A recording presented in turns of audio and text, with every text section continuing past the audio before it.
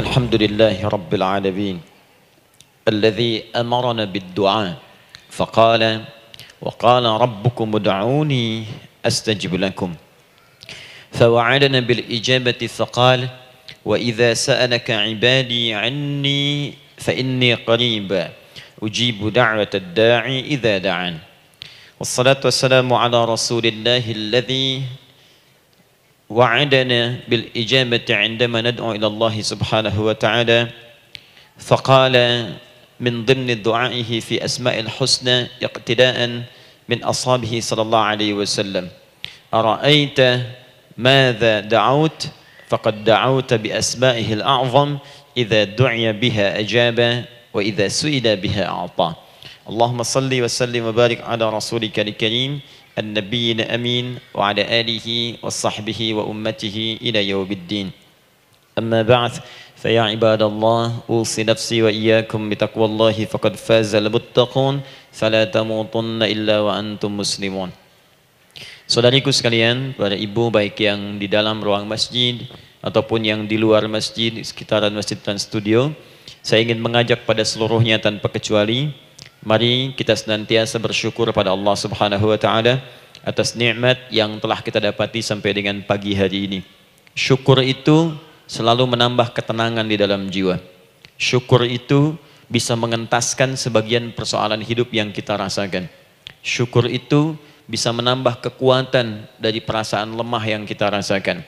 Dan syukur itu puncaknya bisa mengantarkan ke dalam surga terbaik yang dijanjikan, hingga Allah menyebutkan kemudian dalam Al-Quran, wa qalilun min ibadiyas syakur, sedikit sekali di antara hamba-hambaku itu yang bisa menjadi orang yang pandai bersyukur kepada Allah Subhanahu wa taala. Mudah-mudahan hidupan kita sampai hari ini seluruhnya diterima oleh Allah Subhanahu wa taala sebagai amal saleh, dan semoga yang belum mendapatkan hidayah untuk berislam sampai dengan pagi hari ini dihunjamkan hidayah kepada dalam jiwanya oleh Allah Subhanahu wa taala agar bisa berislam sebelum wafat menghadap Allah Subhanahu wa taala. Baik, hari ini kita akan belajar. Saya akan cepat masuk kepada pembahasan karena waktu kita cukup singkat, tentang orang-orang yang dikabulkan doanya yang tersebut dalam Al-Quran khususnya dan sunnah-sunnah Rasulullah Sallallahu Alaihi Wasallam. Kita akan bagi pembahasan kita ke dalam 3 bagian. Pertama, kenapa kita mesti berdoa? Di poin pertama. Pertama, kenapa kita mesti berdoa? Yang kedua, bagaimana cara berdoa yang baik, yang cepat dikabulkan oleh Allah Subhanahu wa taala. Yang pertama, mengapa kita mesti berdoa? Esensi doa itu apa, kan? Yang kedua, bagaimana cara berdoa yang sekiranya cepat dikabulkan oleh Allah Subhanahu wa taala. Dan yang ketiga, kita akan melihat ukuran pengabulan doa. Seperti apa doa itu dikabulkan. Karena nanti ada orang-orang yang tidak sadar sesungguhnya doanya sudah dijawab, tapi dia tidak menyadari itu. Bahkan merasakan doanya kok nggak dijawab-jawab gitu. Padahal Allah sudah menjawabnya.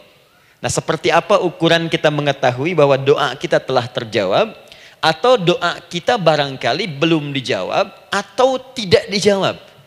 Apa ukuran ketiga hal itu? Itu yang coba kita turunkan di pembahasan pagi ini. Mudah-mudahan dengan itu kita nanti akan lebih pandai bagaimana cara menyikapi doa dalam hidup, seperti apa doa dipanjatkan, kapan kita berdoa, dan kita tahu, oh ini hasil dari doa yang telah kita panjatkan. Sepakat sampai di sini? Baik ya, tinggal sepakat saja ya. Kan biasanya yang nerangkan saya, nulis saya, ngapus saya sampai selesai pula. Baik, ayo kita mulai. Bismillah. Mengapa kita mesti berdoa? Kita buka dulu ibu sekalian, ya, yang di ruangan ini ataupun yang di bawah, semuanya insya Allah memiliki kemuliaan yang sama di hadapan Allah Subhanahu wa taala, sesuai dengan keikhlasannya, ya, sesuai dengan keikhlasannya. Karena hadisnya umum sifatnya. Man salaka tariqan yaltamisu fihi ilma sahhalallahu lahu tariqan ilal jannah. Siapa yang menyiapkan dirinya menempuh perjalanan dan dia meniatkan ingin belajar pengetahuan agama walaupun sedikit, maka dia akan dapat balasan dari Allah. Minimal setiap langkahnya akan dicatat meringankan langkah dia ke surga nantinya. Ya, dan di situ tidak disebutkan khusus bagi yang di dalam ruangan masjid. Lantai 2 lagi misalnya. Tidak. Ya, jadi yang di sekitaran, yang di depan semua berdasarkan niatnya, ya. Berdasarkan niat dan kuantitas amalannya. Di kuantitas itu tambah. Mungkin Ustadz belum datang, ibu ada yang berzikir, ada yang baca Al-Quran, ada yang istighfar, itu yang nambah pahala. Ya, kalau yang pasang status, pasang kamera, ya itu saya nggak tahu. Ayo kita kembalikan sini. Pertama, Quran surah ke-7 ayat 172. Quran surah ke-7 Al-A'raf ayat 172. Kemudian setelah itu diperintahkan dalam Al-Quran surah ke-40 Ghafir ayat ke-60. Lalu kita praktekkan ini dalam keseharian kita. Saya beri contoh misalnya Quran surah ke-2 ayat ke yang paling banyak nih dibaca 201. Kadang-kadang misalnya Quran surah ke-2 ayat 286. Banyaklah. Quran surah ke-7 ayat 23 misalnya, dan seterusnya. Ini bagian pertama.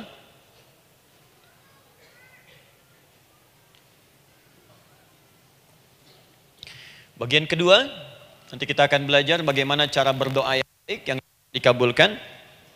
Kita ambil satu, Quran ke-2 ayat 186. Kemudian yang kedua, kita ambil contoh Quran surah ke-17 ayat 110. Kemudian yang ketiga, kita ambil contoh yang paling dahsyat di Al-Quran surah ke-3 ayat 38 sampai 39. Ada yang belum berdoa sudah dikabulkan. Masya Allah. Ini ada di Quran misalnya surah ke-3 ayat 31. Nanti turunan amalannya misal di Quran surah 51 ayat 15 sampai dengan 18. Saya bulati yang 18-nya. Bagian ketiganya nanti kita uraikan di bagian akhirnya. Baik, kita bisa mulai insyaallah. Baik, kita bagian pertama, mari kita mulai. Saya ingin berkisah sejenak dengan menyampaikan Quran surah ke-7 Al-A'raf ayat 172. Allah berfirman, A'udzubillahi minasyaitonirrajim, wa idz akhadha rabbuka min bani adama min zuhurihim dzurriyyatahum wa ashhadahum ala anfusihim alastu bi rabbikum qalu bala syahidna. Ada ayatnya? Baik ya, di Quran surah ke-7 Al-A'raf ayat 172. Wa idz akhadha rabbuka min bani Adam. Kata Allah, dan ingatlah, pahamilah, pelajarilah, dalamilah.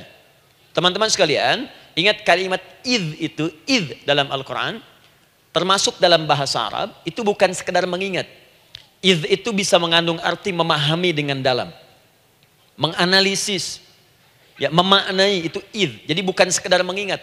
Bukankah ibu kalau mengingat sesuatu berusaha mendalaminya? Ya, kalau nggak percaya saya tanya begini. Coba ibu ingat kemarin jam 5 sore ada di mana? Bukankah sekarang sedang mendalami sesuatu? Sedang mencari memori jam 5 sore kemarin ada di mana? Setelah itu dihimpun jadi sesuatu lalu disampaikan dengan terstruktur, dengan rapi. Oh, kemarin saya ada di sini, di sini, di sini, mengerjakan ini. Itu idz dalam bahasa Arab. Kalau di Al-Quran ada kalimat idz, itu berarti bukan sekedar kita diminta mengingat, tapi juga merenung, mendalami, memahami dengan dalam. Paham insyaallah? Baik, sekarang perhatikan. Nanti kalau ibu baca Al-Quran, maksud saya, ibu bisa menerjemahkan sendiri dan memahami dengan baik. Ya, misal kalimat idz pertama dalam Al-Quran misal ditemukan di Quran surah kedua ayat 30. Wa idz qala rabbuka lil malaikati inni ja'ilun fil ardi khalifah. Idz akan ditemukan. Nah, sekarang ayat tentang korelasinya dengan doa, kita buka Quran surah ke-7 tadi ayat 172. Wa idz akhadha rabbuk, dan pahami ya kata Allah, renungkan ya, maknai dengan dalam ketika Allah menyampaikan, membuat komitmen dengan semua anak cucu Adam tanpa kecuali. Semuanya. Ingat kalau ditemukan kalimat Bani Adam. Bani Adam disebutkan 7 kali dalam Al-Quran. Ya. Berapa kali? 7 kali. Kalimat Bani Adam. Bani Adam. Ini menunjuk pada semua keturunan anak cucu Adam sampai selesai kehidupan. Ya, dari Nabi Adam alaihissalam, kemudian pasangannya Sayyidah Hawa alaihissalam, kemudian keduanya mulai berumah tangga, melahirkan keturunan. Diabadikan di Al-Quran surah keempat, ya, surah Ibu, ayat yang pertama. Ya ayyuhan nasu taqu rabbakumul ladzi khalaqakum min nafsin wahidah wa khalaqa minha zawjaha. Di situ kemudian ada Adam, zawjaha Hawa, ya. Wa batha minhuma rijalan katsiran wa nisaa. Dari situ turun keturunan laki-laki perempuan, laki-laki perempuan. Nanti menyebar, Bu, ya, menyebar. Ada yang ke Chicago, ada yang di Chicago, ada yang di Singaparna, ada yang di Singapura. Semua nyebar. Ya, di Sunda, dari Jawa sampai ke Sumatera, sampai Indonesia, sampai Nusantara, sampai Asia, Eropa, sedunia. Nanti penyebarannya disebutkan di Quran surah ke-49 ayat ke-13. Ya ayyuhan nasu inna khalaqnakum min dzakarin wa untha. Hai manusia, semua saya ciptakan ada 2 jenis. Kalau bukan laki-laki itu pasti perempuan. Jadi tidak ada yang ketiga. Ingat ya? Kalau bukan laki-laki siapa? Perempuan. Jadi tidak ada misalnya, maaf, laki-laki yang keperempuan-perempuanan, yang gerakannya melambai, ya, kata-katanya terlampau lembut misal, dan tidak ada pula perempuan yang perkasa, ya, terlampau kuat misalnya, melampaui batas-batas standarnya. Jadi kalau bukan laki-laki pasti perempuan. 2 saja.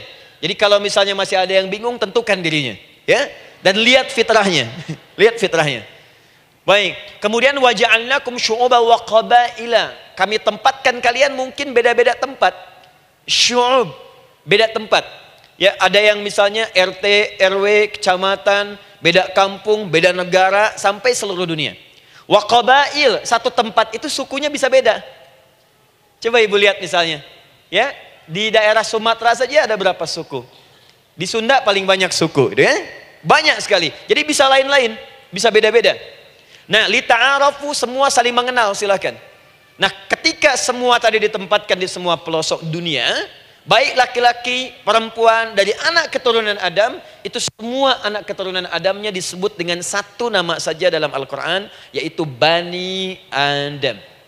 Jadi kalau kita mau cari keturunan kita, sampai ke asal mula kita, dari kita sekarang, itu semua akan tersambung kepada Adam alaihissalam. Puncaknya akan ke sini.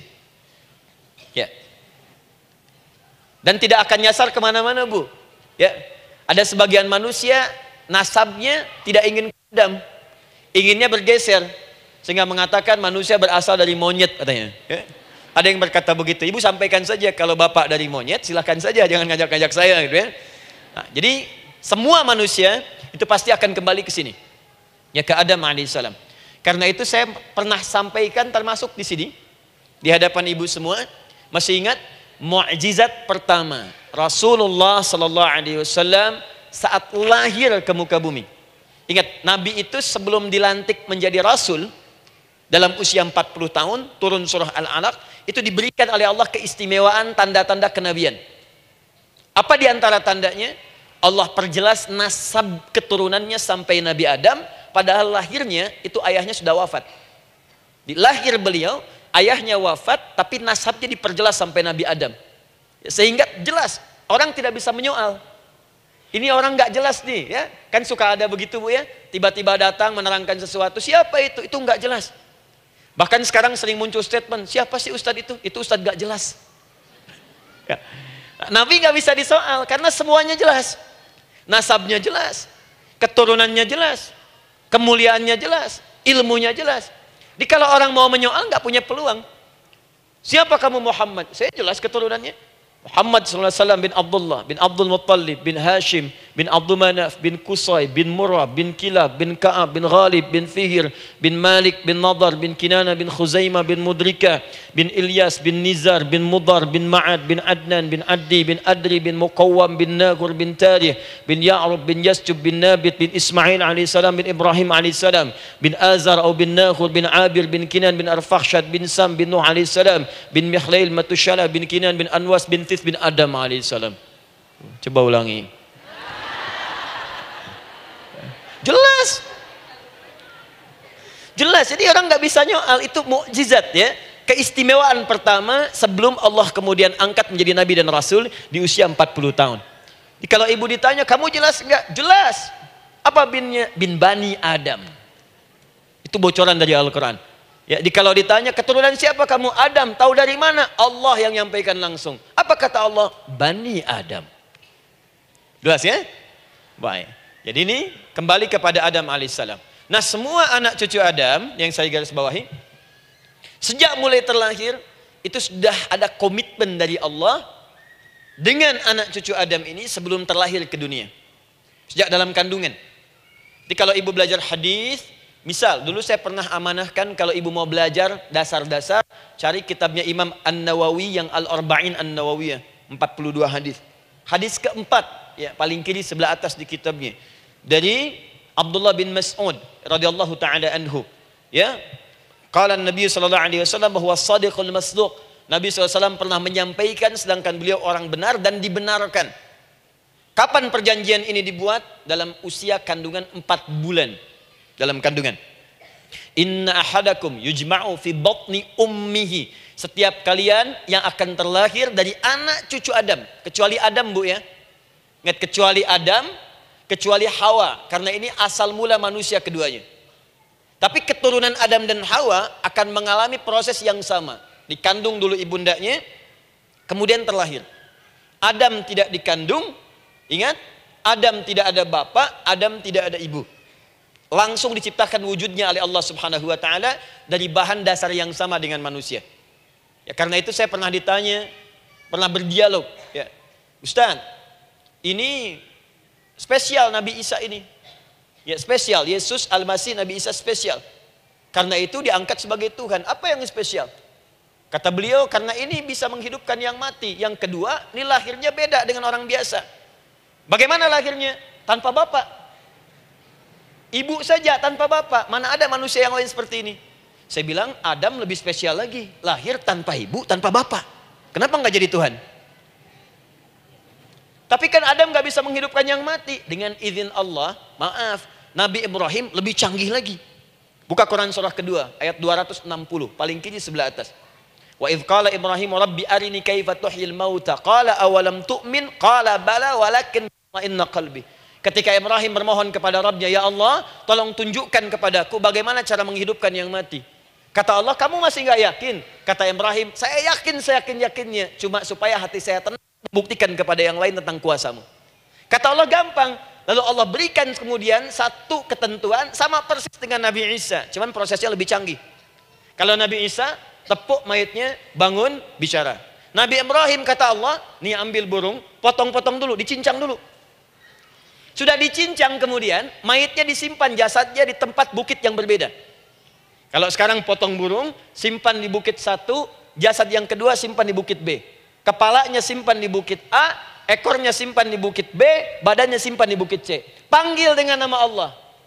Thummat uhunna ya'tina kasa'ya. Panggil bismillah dengan nama Allah, hidup, hidup. Sama persis dengan Nabi Isa. Dengan nama Allah biiznillah, hidup, hidup. Nabi Ibrahim biiznillah, dengan nama Allah hidup, hidup. Menyatu semuanya jadi satu. Psst.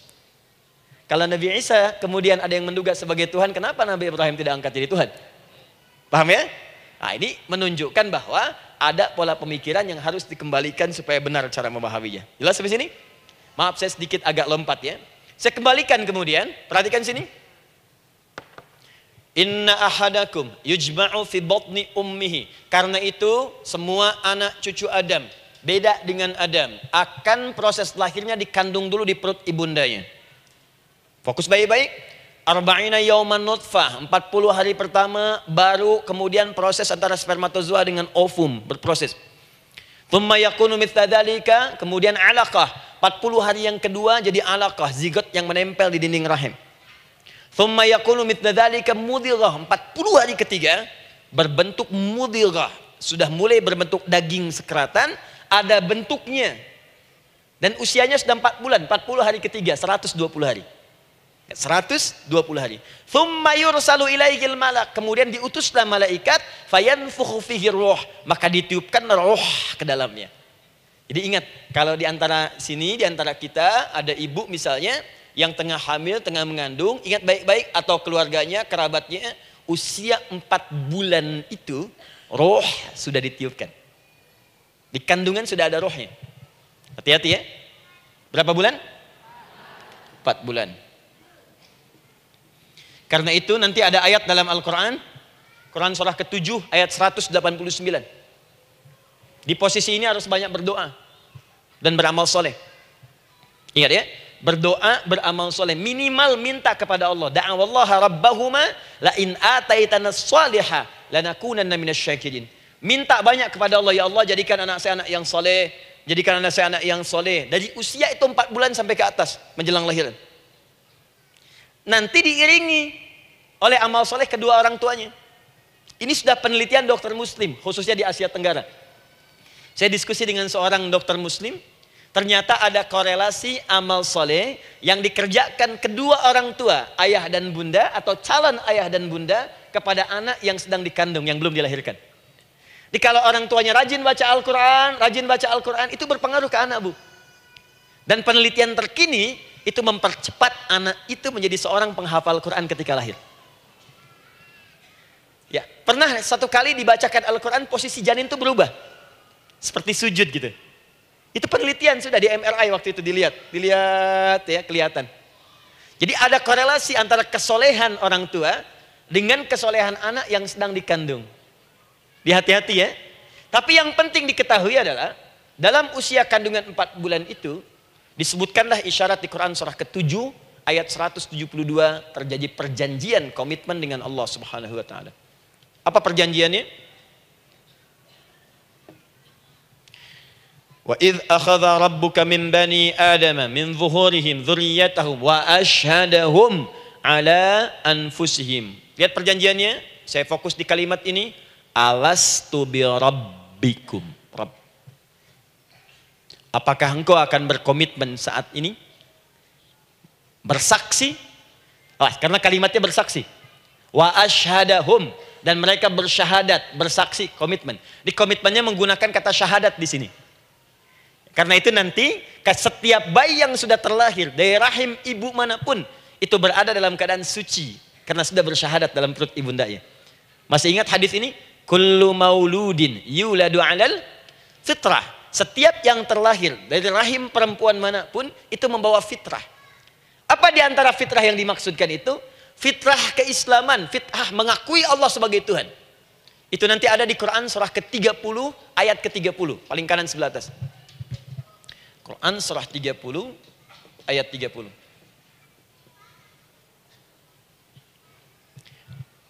Fa'aqim wajhaka lid-dini hanifa.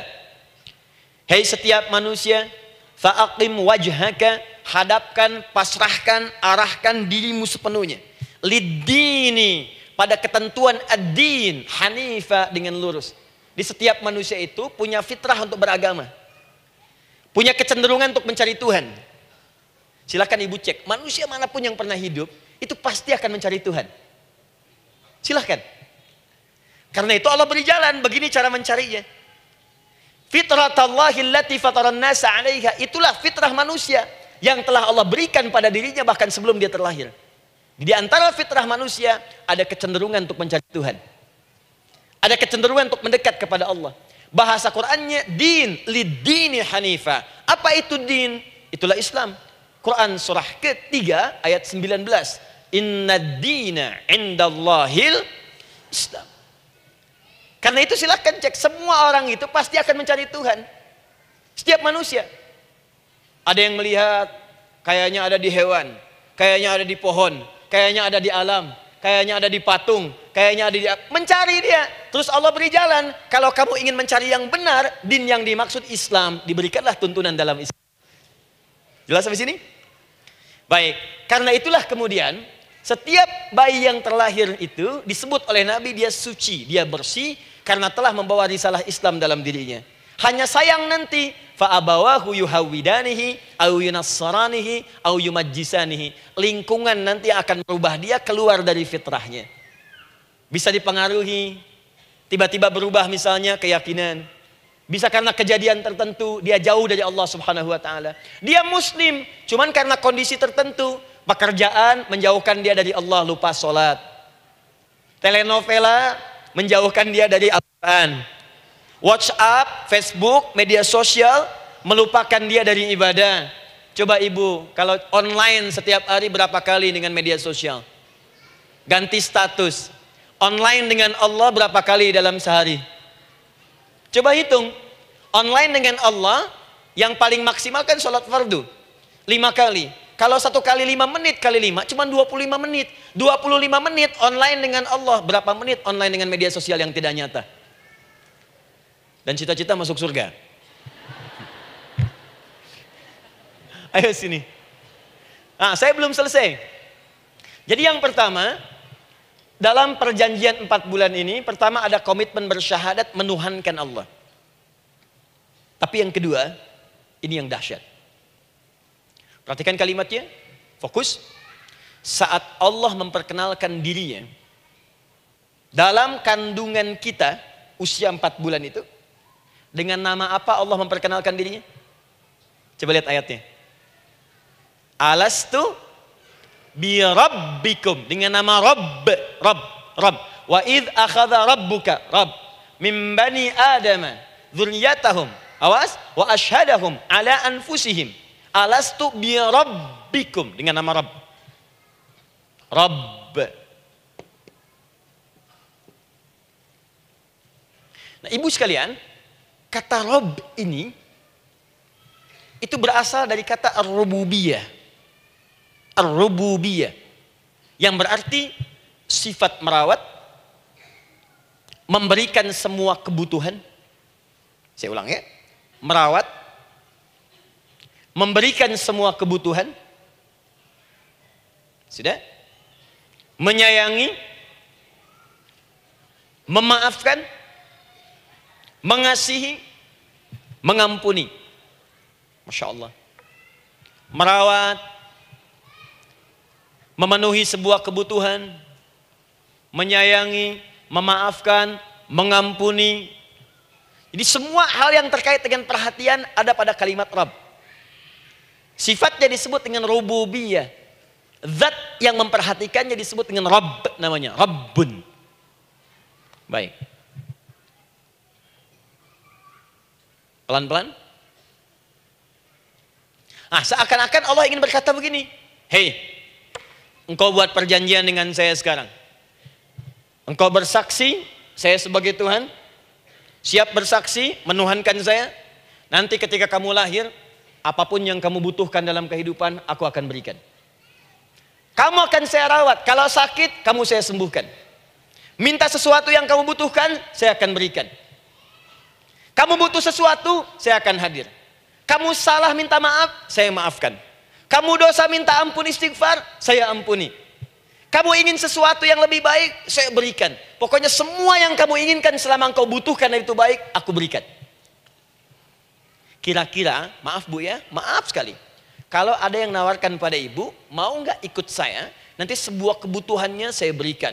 Kalau sakit saya berikan jaminan kesembuhannya. Kalau butuh sesuatu saya berikan. Kalau ingin ini itu selama butuh saya sampaikan. Kira-kira ibu nolak atau ikut? Baik. Ikutnya mikir dulu atau tidak? Tidak. Jangankan yang tinggi-tinggi Bu ya. Suami aja nawarkan. Mah mau nggak ikut papa? Papa nanti kasih handphone S10. Sama gelang nggak Pak? Ikut ya. Dan tanpa pikir. Dalam bahasa Arab, sesuatu yang disetujui tanpa difikirkan lagi, itu disebut bala namanya. Bala, sekali saja. Sekali, ya tidak 2 kali. tidak ditambah, tidak dikurangi. Ingat, kalau Allah sudah sampaikan kalimat, jangan tambah, jangan kurangi, ya. Bala tidak ditambah nga, tidak disebutkan 2 kali. Bala. Ya. Bala itu artinya siap. Ya. Tanpa fikir. Karena memang nggak ada yang dipikirkan lagi. Apa yang mau dipikirkan? Semua kebutuhan dikasih. Semua keinginan dikabulkan sepanjang baik. Kalau sakit ada jaminan disembuhkan, dikasihi, disayangi, salah dimaafkan. Ya, kalau dosa diampuni, apalagi yang kurang? Nggak ada aib, nggak ada yang kurang, sempurna semua. Kita katakan bala tanpa fikir. Karena itu, perhatikan, setiap kita kemudian, ibu sekalian, datang terlahir ke bumi, mengalami kehidupan, fitrah kita setiap mendapatkan kebutuhan, kita akan menyebut nama Allah Subhanahu wa Ta'ala dengan nama yang telah dijanjikan itu. Silakan ibu cek. Bukankah ibu ketika ada kesulitan memohon kepadanya? Ya Allah, tolong sembuhkan ya Allah. Ya Allah, lancarkan ya Allah. Ya Allah, sukseskan suami saya. Ya Allah, tenangkan kehidupan rumah tangga kami. Ya Allah, anugerahkan solusi. Ya Allah, sembuhkan ibu saya. Semua minta kan? Dan dahsyatnya, ketika ibu memohon kepada Allah itu, ibu gunakan kalimat yang telah disepakati ketika Allah sampaikan kepada kita. Rabb, Rabb, Rabb. Perhatikan, kalau ibu berdoa, doa apa paling favorit? Rabbana atina fid dunya hasanah, fil akhirati hasanah, wa qina. Doa apa itu? Sapu jagat. Bu bayangkan, Nabi aja nggak tahu tuh istilah itu sapu jagat. Ibu tahu? Wah, Masya Allah, Indonesia kreatif. Luar biasa. Ada doa sapu jagat, nggak ada doa sapu nggak ada jagatnya, ada doa jagat nggak ada sapunya. Wah, pokoknya luar biasa lah. Ya. Ya, lihat, bukankah kalimatnya dibuka dengan Rabb? Rabbana atina fid dunya sana. Rabbana zalamna anfusana wa illam taghfir lana wa tarhamna lanakunanna minal. La yukallifullahu nafsan illa laha ma kasabat wa 'alaiha mak. Perhatikan, Rabbana la innasina Rabbana Rabb. Ini ayatnya. Sapu jagat Quran surah 2 ayat 201. La yukallifullahu Quran surah 2 ayat 286. Rabbana zalamna Quran surah 7 ayat 23. Yang ingin saya sampaikan, setiap kita butuh sesuatu, kita menyebut namanya dengan kalimat Rabb. Kenapa kita katakan Rabb? Karena Allah sendiri menyebutkan dengan kalimat Rabb. Alastu bi rabbikum, saya nanti adalah Tuhan yang akan memperhatikan kalian, menyayangi kalian. Saya Tuhan yang akan merawat kalian, memberikan semua kebutuhan. Makanya ibu tuh kalau ada persoalan nagih seakan-akan ke Allah. Ya Allah, kan engkau yang berjanji kepada saya. Engkau yang berjanji, engkau yang menepati ya Allah, karena engkau Tuhan. Kalau manusia, dia berjanji, dia yang mengingkari. Dia awali, dia yang akhiri. Tapi engkau beda ya Allah. Kenapa? Engkau berjanji, engkau yang menepati. Quran surah ketiga ayat 9. Innallaha la yukhliful mi'ad. Engkau yang berjanji, engkau yang menepati. Engkaulah awal dan akhir dari semua hal. Engkau mengatakan saya Rabb yang akan memberikan semua kebutuhan. Sekarang saya butuh ya Allah. Engkau berjanji akan menyembuhkan. Sekarang saya sakit ya Allah. Engkau berjanji akan memberi solusi. Sekarang saya sedang punya masalah ya Allah. Engkau berjanji akan memberikan kesuksesan. Sekarang saya sedang menapaki itu ya Allah. Makanya ibu sebutkan kalimat Rabb, Rabb, Rabb, Rabb. Jadi sesungguhnya doa itu adalah fitrah dari setiap manusia. Karena mulai dibangun komitmen sebelum dia dilahirkan ke muka bumi. Jadi kalau kita bicara tentang doa, doa itu fitrah kehidupan bagi setiap manusia. Hidup. Sekaligus penanda komitmen yang membedakan antara Khalik dengan makhluk. Hamba dengan Allah. Manusia dengan Tuhan. Kan Allah katakan, saya Rabb ya, saya yang ngasih, saya yang Tuhan. Berarti kita yang makhluk kan? Kita yang butuh kan? Allah yang memberi, kita yang butuh. Untuk membedakan mana yang butuh, mana yang ngasih, maka pembedanya adalah doa. Jadi kalau ada manusia yang gak pernah doa selama hidup, itu tandanya ada yang salah dengan kehidupannya. Karena seakan-akan dia gak butuh Tuhan. Sebab perbedaan manusia dengan Tuhan itu sebelum lahir, salah satunya ditunjukkan dengan sifat butuh kita kepada Allah. Makanya sekaya-kayanya orang itu pasti berdoa. Manusia paling kaya di muka bumi pun kalau besoknya mau ada pekerjaan atau proyek, dia berdoa dulu tuh. Ya Tuhan, tolong lancarkan proyek ini. Butuh. Pejabat setinggi-tingginya, kalau sudah mau mulai kemudian ada pemilihan, kalau mulai ada kebijakan, kalau mulai ada apapun berdoa juga. Itu tandanya butuh. Butuh. Di setiap manusia itu pasti butuh dengan Allah. Karena itu kalau ada manusia yang gak pernah berdoa selama hidupnya, itu langsung mendapatkan kecaman dari Allah dan dijamin akan masuk neraka yang paling dalam. Karena seakan-akan dia sudah gak butuh dengan Allah. Saya ulang ya, saya ulang. Doa itu fitrah hidup manusia yang sekaligus menunjukkan statusnya sebagai hamba. Jadi kalau ibu update status di media sosial, mulai sekarang tuliskan hamba. Hamba. Sudah. Mau sifatnya apapun tetap hamba. Ya, mau pejabat, mau orang kaya, mau cukup, mau macam-macam, mau ustadz, mau syekh, mau habib, tetap ujungnya hamba. Dan butuh penghambaan itu diwujudkan dalam bentuk doa. Muncullah Quran surah ke-40 ayat ke-60.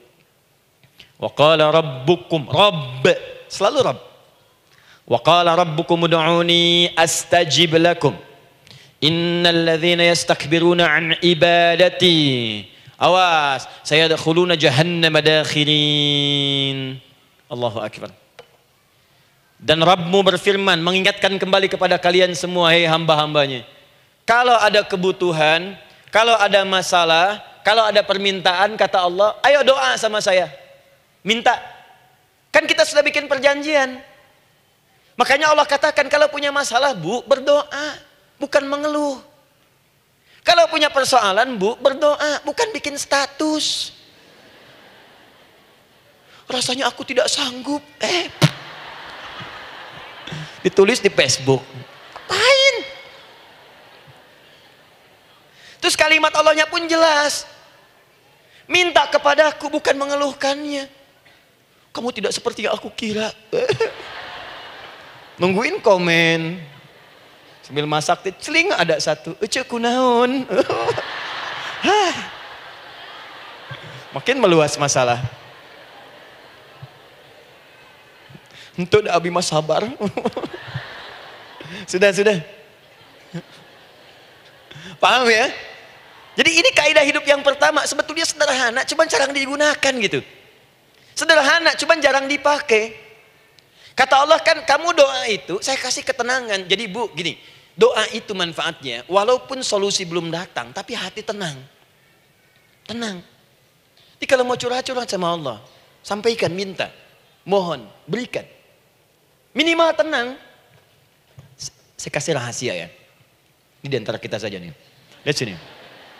Saya hapus dulu deh. Bismillah. Masya Allah. Mau ngapus sendiri, nulis sendiri, penghapus, lari sendiri.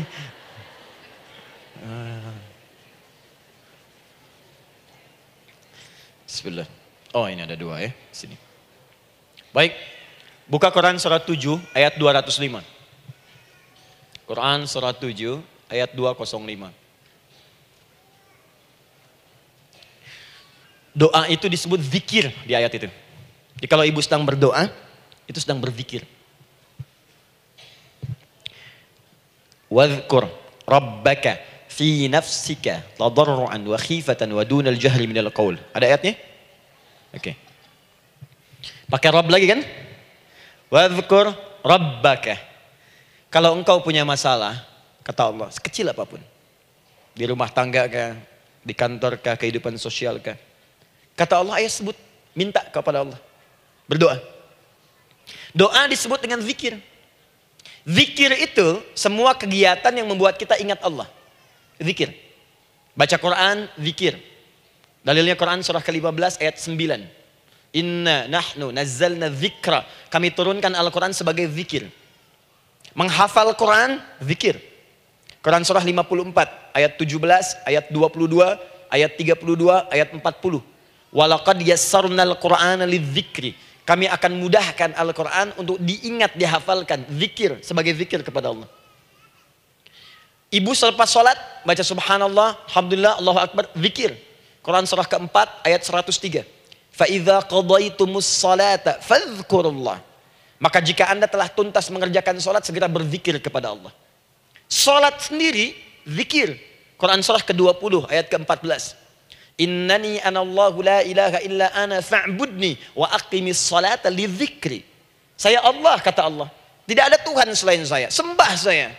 Bagaimana menyembah Allah? Tunaikan salat sebagai zikir kepada Allah. Zikir. Di zikir semua amalan yang mendekatkan kita dengan Allah. Doa itu satu dari bagian zikir. Tapi tahukah ibu fungsi zikir yang paling utama itu apa? Quran surah 13 ayat ke-28. Ala bidzikrillahi tatmainnul qulub. Yakinkan pada dirimu, kalau zikirmu benar kepada Allah, maka dia akan berdampak kepada hati menjadi lebih tenang. Zikir itu manfaat pertamanya membuat hati tenang, Bu. Tadi saya contohkan. Baca Al-Quran zikir kan? Jadi kalau ibu sedang tidak tenang, sedang gelisah, ada masalah, daripada mengeluh sana sini, wudu, Bu, wudu. Ambil mushaf. Baca. Saat baca itu mungkin solusi belum datang, tapi hati itu lebih tenang. Kaitan dengan bahasan kita, doa, minta. Doa. Jadi kalau orang punya masalah itu kalau berdoa, walaupun solusinya belum datang, walaupun kemudian jawabannya belum tiba, minimal hati ibu itu tenang. Ini dia. Kan surah 13 ayat 28. Rumus ini pakai. Gunakan dalam hidup. Karena yang tahu kehidupan kita itu Allah yang menciptakan kita. Yang tahu pesawat, yang bikin pesawat. Yang tahu handphone, yang bikin handphone. Yang tahu mikrofon, yang bikin mic-nya. Yang tahu kita, yang menciptakan kita. Ikutilah petunjuk Allah yang menciptakan kita, maka akan langsung terasa manfaatnya. Ibu tidak percaya, silahkan lakukan. Rasakan bedanya, bedakan rasanya. Dan pasti akan terasa bedanya. Akan lain. Tuh. Doa. Tapi ingat yang paling penting kata Allah, doa itu bukan sekedar penting permohonannya, tapi menunjukkan status kita sebagai hamba di hadapan Allah Subhanahu wa taala. Jadi kalau ada orang selama hidup tidak pernah berdoa, artinya dia mengingkari statusnya sebagai hamba di hadapan Allah Subhanahu wa taala. Mau menyejajarkan diri dengan Tuhan. Kan yang tidak pernah meminta itu Tuhan. Allah yang memberikan. Kalau manusia beda pasti minta. Artinya kalau ada manusia nggak pernah minta, seakan-akan bahasa halusnya, kamu ini ngaku jadi Tuhan. Saya tempatkan kau di neraka jahanam yang paling bawah.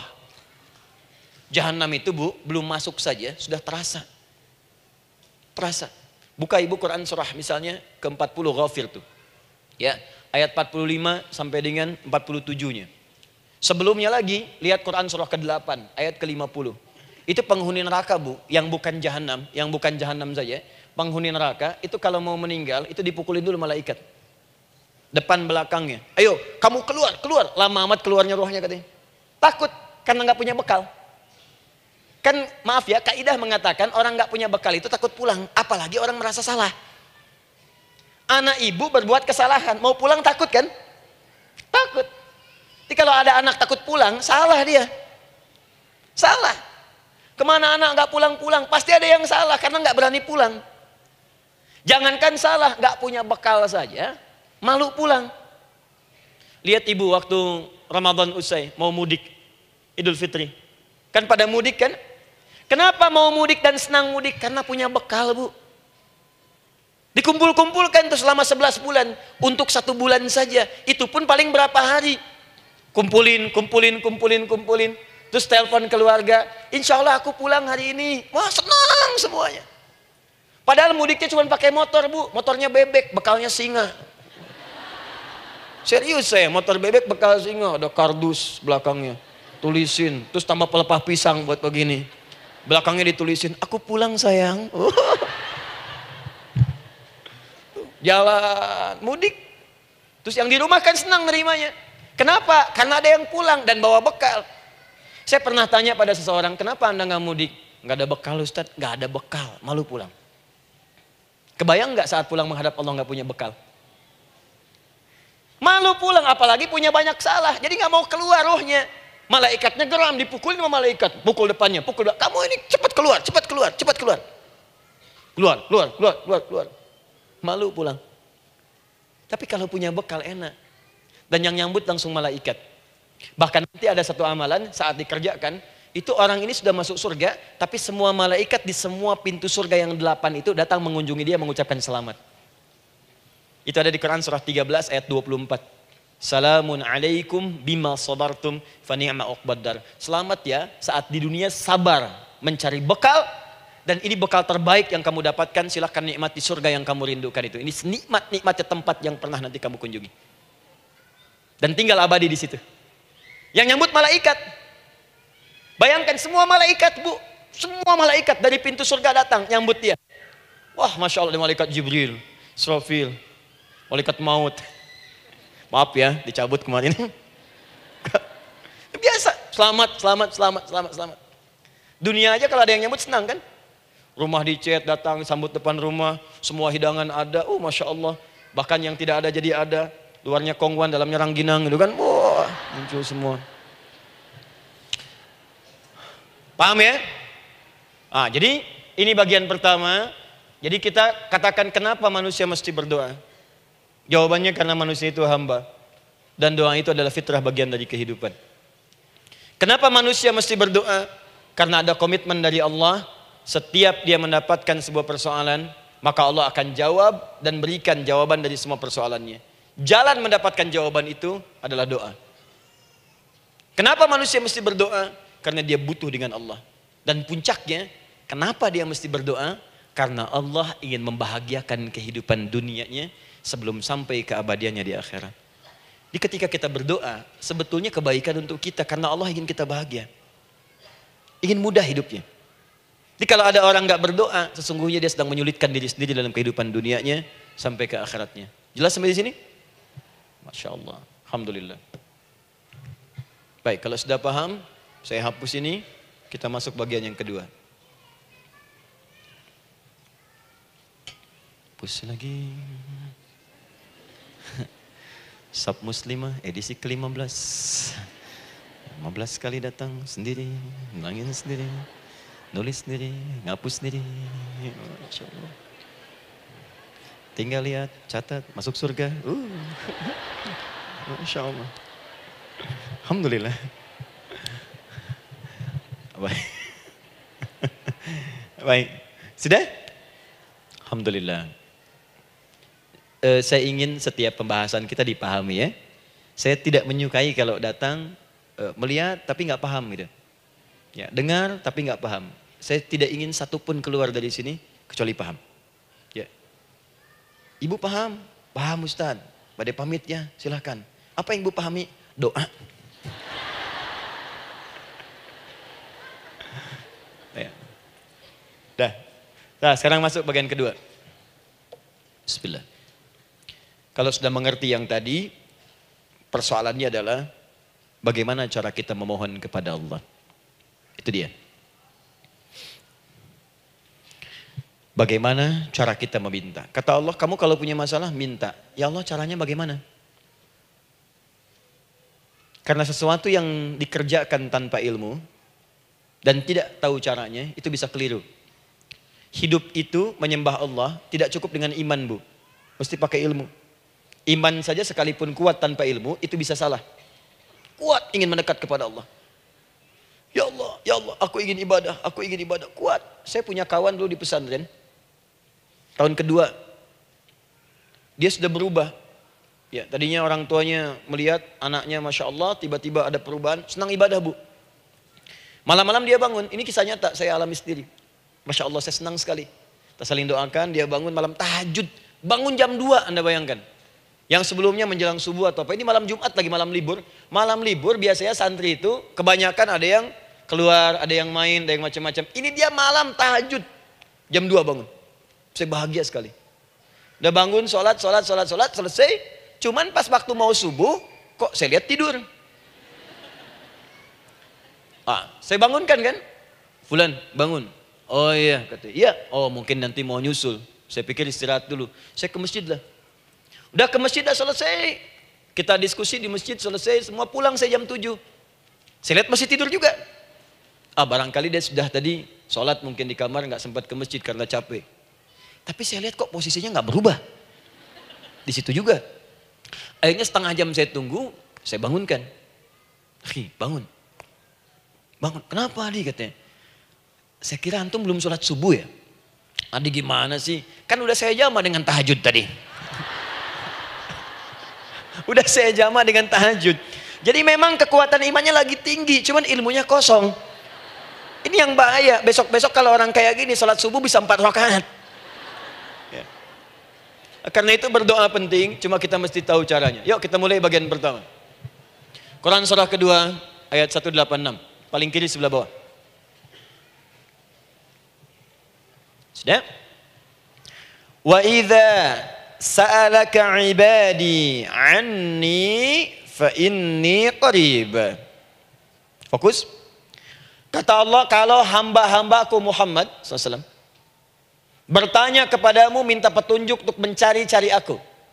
Tuh Bu, coba lihat. Ayat doa dibuka lagi dengan kalimat hamba. Untuk menegaskan status kita. Jadi kalau ditanya, kita siapa di hadapan Allah? Hamba. Makanya nggak usah sombong. Jangan sombong, karena kita cuma hamba. Karena itu ketika Korun sombong, Korun tuh manusia terkaya yang pernah hidup di bumi. Hartanya Bu, ini saya kasih bocoran sedikit, kunci berangkasnya saja, kemana-mana itu suka dibawa, dipikul paling sedikitnya 8 bodyguard, cuman bawa kunci berangkas saja begini. Di Korun pengen ngasih tahu, kalau ada yang pengen nyuri di tempat saya silahkan aja, ini aja bodyguard saya ngangkat kuncinya susah. Korun. Jadi kalau Anda tidak sekaya Korun, jangan ikutan sombong, telat. Telat, gak ada kerjaan. Sudah ada yang lebih kaya. Ya. Dan apa yang terjadi? Fakhosabna kata Allah, kami telan. Likuifasi. Telan oleh bumi semua. Dengan kekayaannya semua habis. Jadi ketika ada seseorang yang lupa dengan statusnya sebagai hamba, maka Allah akan memberikan pelajaran kepadanya. Untuk taubat. Kalau nggak mau taubat juga, telan habis. Untuk menunjukkan kamu tuh bukan Tuhan, saya Tuhannya. Maka jangan ikutan sombong. Kalau ada yang baru punya Ferrari, Lamborghini, Lamborghini, ya, wow, bikin rame di jalan, cuman nggak update status, kasih tahu, maaf Mas, telat. Itu gambaran hidup. Dan ingat, setiap dibuka dengan kalimat permohonan, itu kalimatnya hamba, hambaku, hambaku, hambaku. Termasuk mau minta taubat, hamba. Quran surah 39 ayat 53. Qul ya ibadiyalladzina asrafu ala anfusihim la taqnatu min rahmatillah. Katakan Muhammad pada hambaku yang merasa banyak dosa, pengen berdoa minta taubat. Kata Allah, hamba. Saya terima taubatnya, hamba. Ini ya. Ini pun adab yang pertama dari Al-Qur'an, adab yang pertama, kalau kita ingin berdoa dan doa itu cepat ingin dikabulkan, maka berdoalah dengan cara menghamba di hadapan Allah Subhanahu wa taala. Jangan merasa tinggi.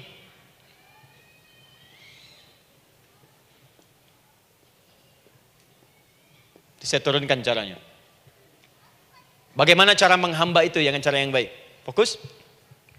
Wa idza sa'alaka 'ibadi 'anni, Muhammad SAW, jika ada hamba-hambaku bertanya padamu tentangku, ingin mencari-cari aku. Masya Allah, Ibu maaf ya. Biasanya kan kalau orang mencari Allah, ingin mendekat kepada Allah, entah itu datang ke masjid, bangun malam, biasanya motifnya cuma 2. 1, ada kebutuhan, pengen berdoa, terus dekat sama Allah. Besok mau arisan, malamnya tahajud. Anak mau ujian, baru puasa, kan? Suami ada proyek, nah, baru baca Quran, kan? Terus itu biasa itu, biasa. Jadi fitrah Bu. Tumben jeng tahajud, fitrah. Itu biasa itu. Ya. Yang kedua, taubat dari maksiat. Taubat. Seorang taubat ke masjid, bangun malam, doa, itu biasa. Jadi kalau ada seperti itu tandanya kita hamba normal manusia. Fa inni qarib, kata Allah, katakan Muhammad SAW, katakan kepadanya, jangan lelah mencari, aku dekat. Dekat, jangan mencari, aku dekat. Jadi Bu, ketika kita butuh Allah, langsung jawab oleh Allah. Kamu mau apa? Aku dekat. Itu secara psikologi memberikan ketenangan yang paling dalam. Saya belum datang di sini sampai jam 8. Ibu tanya panitia, ustadznya mana sih? Ustadznya mana? Jawaban pertama misalnya, ini belum jelas nih ustadznya. Gak ada kabar. Yang kedua mengatakan, tenang saja, ustadz sudah dekat. Maka yang kedua itu lebih menenangkan kepada kita. Ketika ibu mencari, ya Allah, saya sedang ada masalah, langsung dijawab oleh Allah. Tenang, aku dekat denganmu. Mau minta apa? Itu bu, jadi kalau ibu sedang punya persoalan, psikologi Al-Quran mengatakan, langsung merasakan Allah tuh bersama kita, dekat, menunggu kita mau minta apa. Ibu punya masalah dengan suami, ingin mengadu. Lu kata Allah, saya dekat, kamu kenapa? Ada masalah apa? Ayo minta, ayo cerita. Mohon. Ibu punya masalah dengan anak. Ibu punya masalah dengan tetangga, di pekerjaan, kehidupan sosial. Kata Allah, saya dekat. Nah perasaan itu hadirkan dalam jiwa kita. Ini sekarang jarang didapatkan. Jadi kalau ada masalah itu, hal pertama yang dilakukan itu belum ingat Allah itu masalahnya. Di kebanyakan manusia itu kalau punya masalah, selalu ingin yang pertama itu solusinya. Bukan Allahnya. Kan pemilik solusinya Allah. Jadi kalau kita ingat pada yang memiliki, maka apapun yang kita minta akan diberikan. Bahkan ada orang yang saking ingatnya dengan Allah, sebelum minta sudah dikabulkan. Itu yang dahsyat. Nah, sekarang setelah kita paham tentang kedekatan ini, kemudian kita praktekkan. Jadi bu, ya maaf ya, ketika ibu punya masalah apapun, yang pertama diingat Allah. Allah, engkau telah berjanji, engkau pasti akan tepati. Ya Allah, sekarang aku ada persoalan.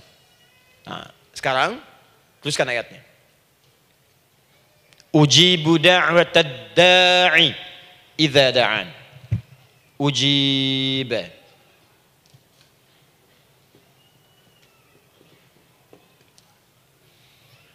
Ujibu da'watad da'i idza da'an. Aku pasti akan menjawab, mengabulkan setiap doa hambaku jika dia bermohon kepadaku. Saya ingin ajarkan sedikit di gramatikal bahasa Arab. Ujib itu disebut dengan fi'il mudhari namanya. Saya kasih rumus cepat bu ya. Insya Allah kalau ibu fokus dengan rumus ini, ibu nanti bisa memahami Al-Quran dengan baik. Saya kasih satu kalimat. Hafalkan baik-baik. Ini gampang kok. Anita. Ya, Anita. Sudah? Anita. Baik. Hamzah, nun, ya, ta. Satukan Anita. Kalau di dalam kalimat ibu baca Al-Quran, di depannya ada huruf hamzah ini, atau nun, atau ya, atau ta, maka itu rumus mudhari namanya. Gak usah dihafalkan mudharinya. Ya, nggak usah dihafalkan sampai bikin misalnya satu ungkapan Anita istrinya Pak Mudhari, nggak usah, nggak ada kerjaan. Ya, nggak usah dihafal. Saya hanya ingin tunjukkan pemahaman. Kalau ada bentuk seperti ini punya 3 makna. Kalau dalam bahasa Inggris itu disebut present, ya, continuous, dan future. Present, continuous, and future. Sekarang, terus, sampai kapanpun. Sekarang, terus berlangsung, continuous, and future, sampai kapanpun di masa depan. Ini bentuknya disingkat dengan rumus ini, Anita. Di dalam konteks pengabulan doa, kata Allah, ketika saya akan kabulkan, kalau kamu punya masalah, kamu berdoa, saya akan kabulkan. Nah kalimat Allah saya akan kabulkan ini, bentuknya menggunakan mudhari. Ada hamzah di depannya, ujib. Artinya apa? Kalau ibu sekarang berdoa, saya akan kabulkan, kata Allah. Terus kamu berdoa, saya akan jawab. Nanti pun punya masalah di masa depan, kamu berdoa, saya jawab juga. Jadi artinya tidak ada doa yang sia-sia. Semua doa, ingat, sepanjang kita butuhkan, pasti Allah berikan. Doa itu sepanjang kita butuhkan, pasti akan dijawab.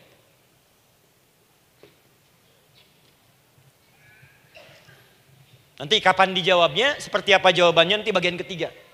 Kadang-kadang minta sekarang, dijawabnya nanti. Minta sekarang, dijawab sekarang. Ada yang mintanya A, dijawabnya B, itu yang paling dahsyat. Ya. Jadi kalau saya tanya, kalau kita berdoa, dijawab tidak oleh Allah? Ya, itu janji Allah. Setiap orang berdoa, pasti dijawab. Nah hanya persoalannya, seperti apa doa yang cepat dijawab itu? Apakah semua doa langsung dijawab seketika? Akankah mendapat jaminan langsung dijawab? Ternyata kalimat dijawab ini diikat dengan syarat ketentuan berlaku. Apa di antara syarat dan ketentuannya ini? Teruskan ayatnya. Falyastajibuli. Syarat pertama. Kalau doamu ingin cepat aku jawab, falyastajibuli. Maka engkau pun harus cepat merespon setiap seruanku. Jawab seruanku dengan cepat. Doa ingin dijawab oleh Allah. Maka kata Allah, kamu pun harus menjawab setiap seruanku. Jawab seruan Allah.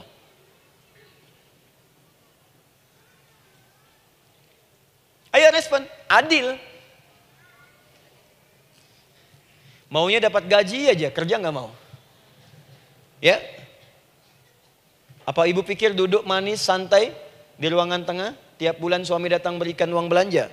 Belum tentu. Kalau sikap tidak bagus, ya interaksi tidak mulia, maka belum tentu itu didapatkan. Maka syarat pertama kata Allah, kalau doamu ingin cepat aku jawab, maka setiap aku seru, cepatlah engkau kemudian kerjakan dan jawab itu. Jadi ternyata seruan Allah itu terkait berkelindan dengan pengabulan doa. Jadi ketika ibu diseru oleh Allah, diminta diperintahkan sesuatu oleh Allah, sebetulnya itu kunci untuk mendapatkan jawaban doa kita, Bu. Dipanggil kita, ayo cepat datang ke sini, mau minta apa? Minta, saya kasih. Apa di antara kunci doa itu, Ustaz? Yuk kita lihat. Adalah jawaban dari seruan Allah. Apa di antara seruan Allah itu? Saya beri contoh satu misalnya. Allah perintahkan kita untuk sholat. Bahkan diseru, diingatkan 5 kali dalam sehari. Sholat. Bukankah kita diseru, Bu? Dipanggil 5 kali sehari untuk sholat? Allahu Akbar, Allahu Akbar. Ya? Diingatkan kan? Ayo ingat Allah, ingat Allah, ingat Allah, ingat Allah. Allah Maha Agung, Maha Besar semuanya. Dan seterusnya. Perhatikan baik-baik. Apa tujuan Allah menyeru kita dalam sholat? Ternyata bukan ingin memberikan beban ruku dan sujud. Bukan sujudnya yang penting. Karena semua makhluk tidak sujud pun tidak akan menurunkan status Allah sebagai Tuhan. Allah tetap Allah, gak ada ruginya. Yang rugi kita, ternyata ketika disuruh sujud, disuruh ruku itu, ternyata yang ditunggu itu bukan ruku sujudnya. Allah nunggu, punya masalah apa? Mau minta apa? Karena itu dalam ilmu fikih, ibu buka semua kitab fikih. Salat itu secara bahasa disebut dengan doa. Nama lain dari doa adalah salat. As-salatu hiya doa. Salat adalah doa. Karena itu semua bacaan dalam salat doa semua. Coba lihat. Baru takbir Allahu Akbar, doa iftitah. Al-Fatihah doa, Bu, jangan dikira Al-Fatihah nggak ada doanya. Nih, nanti saya berikan cepat ya, ini highlight dulu. Highlight dulu. Dalam salat itu ada 4 keadaan. Ingat ini baik-baik. Nanti ibu manfaatkan, minimal zuhur lakukan. Ada berapa keadaan? 4. Ada 4 posisi, 4 keadaan dalam salat. Yang kalau ibu berdoa benar, meminta di situ dengan benar, itu seketika akan dikabulkan. Seketika. 1, saat berdiri. Berdiri. 2, saat ruku'. Ruku'. 3, saat sujud. 3, saat sujud. 4, sesaat sebelum salam. Berdiri, ruku', sujud, sesaat sebelum salam. Baik, sebelum saya bahas lebih jauh, saya ingin sampaikan dulu. Jadi ternyata ketika kita diminta oleh Allah menunaikan sholat, itulah cara kita memohon, Bu. Itulah waktu kita meminta. Dan dahsyatnya dalam sehari itu 5 kali ditungguin, Bu. Mana ada manusia di muka bumi ini buka pintu rumahnya 5 kali sehari cuma untuk memberikan apa yang dibutuhkan. Sesoleh-solehnya Ustadz, gak ada yang mengatakan, ayo 5 kali sehari datang aja ke rumah saya. Kalau butuh apa-apa ambil. Butuh kulkas, ambil kulkasnya. Butuh TV, ambil. Gak ada begitu. Allah itu maha baiknya, 5 kali sehari dipanggil. Dari subuh sampai zuhur. Kita bangun tidur aja, punya masalah gak? Ayo minta, disuruh sholat 2 rakaat. Dan sholatnya gak usah banyak-banyak, 2 rakaat aja dulu supaya gak ada beban. Itu pun kadang-kadang masih lupa berapa rakaat kita sholat. Ya. Ayo sujud, disuruh minta, punya masalah gak? Terus dari subuh sampai ke siang, dipanggil lagi. Punya masalah lagi enggak? Disuruh zuhur 4 rakaat. Karena waktunya cukup panjang, suruh 4. Ayo minta. Ada masalah apa? Minta sujud kita. Minta mohon. Dari zuhur ke asar, ditanya lagi, ada masalah nggak? Panggil lagi. Ke maghrib sampai ke isya sebelum tidur. Supaya tidurmu enak, masalah nggak ada, tenang, nikmat, nyaman istirahatnya. Ada masalah nggak? Disuruh sholat lagi. Jadi kalau orang paham sholat itu kunci kebahagiaan, dia akan senang menunaikan sholat. Makanya ketika ibu bertanya, kenapa saya sholat? Dijawab oleh muadzin, hayya 'alas shalah, ayo sholat. Kenapa sih sholat? Hayya 'alal falah. Yuk bahagia. Ayo tenang. Yuk dapatkan apa yang kamu inginkan. Falah. Jadi kalau orang paham sholat itu menyelesaikan persoalan, tentu orang akan berbondong-bondong semangat untuk menunaikan sholat. Cuman sayang segelintir orang itu menilai sholat sebagai beban. Jadi sebagai kewajiban beban saja, makanya sholatnya nggak nikmat. Karak tadi duhur, ayeuna asar deui. Tuh. Ya bagaimana doanya bisa dijawab? Anda datang pada orang, tapi datangnya dengan marah-marah. Datangnya dengan mencelanya. Ya bagaimana dia bisa memberikan kebutuhan Anda? Anda datang pada Allah dengan niat yang tidak ikhlas. Setelah itu kemudian menggunjingkannya, bagaimana bisa dijawab? Tuntutan tinggi. Tapi datang tidak membawa prestasi, ya bagaimana bisa diberi? Catat tuh, bikin status. Paham ya? Nah ini bagian pertama. Jadi cara pertama, respon kata Allah, seruan Allah. Rumus pertama sholat. Nah sekarang saya ajarkan lagi. Ini belum selesai nih Bu. Ini panjang bahasannya nih. Sampai jam berapa kita? 10 ya? Oh, banyak. Oh, mau sampai jam 5 silahkan. Saya jam 10 selesai. Ya. Lihat sini. Oke, saya punya sekitar 1 jam kurang ke depan. Saya ingin terangkan sedetil-detilnya gitu ya. Dan saya hanya menyampaikan isi Al-Quran. Quran, hadis, Quran, hadis. Sekarang gini, Ustadz saya sekarang paham, sholat berarti kunci untuk menyelesaikan masalah. Di sholat saya akan memohon. Sekarang Ustadz, bagaimana cara saya merespon sholat? Kan kata Allah, saya menyeru, respon gitu kan? Kita dipanggil sholat nih, Allahu Akbar, dipanggil. Bagaimana cara meresponnya? Sebelum minta. Awas, ibu ingin datang mengajukan proposal. Datang kepada wali kota, datang kepada gubernur, datang kepada presiden, datang kepada menteri sebelumnya. Bukankah ibu mempersiapkan diri? Penampilan ditata, proposal dibagus-bagusin gitu kan? Yang paling hebat itu kadang-kadang malam-malam latihan depan cermin. Bapak wali kota yang saya hormati. Lihat semuanya tuh. Dan yang paling luar biasa, maaf ya, janjian jam 7 dengan Pak Wali Kota, datang jam 6 ke Balai Kota. Sekarang ibu punya janji dengan Allah. Janji itu sudah diketahui sebelum pertemuannya.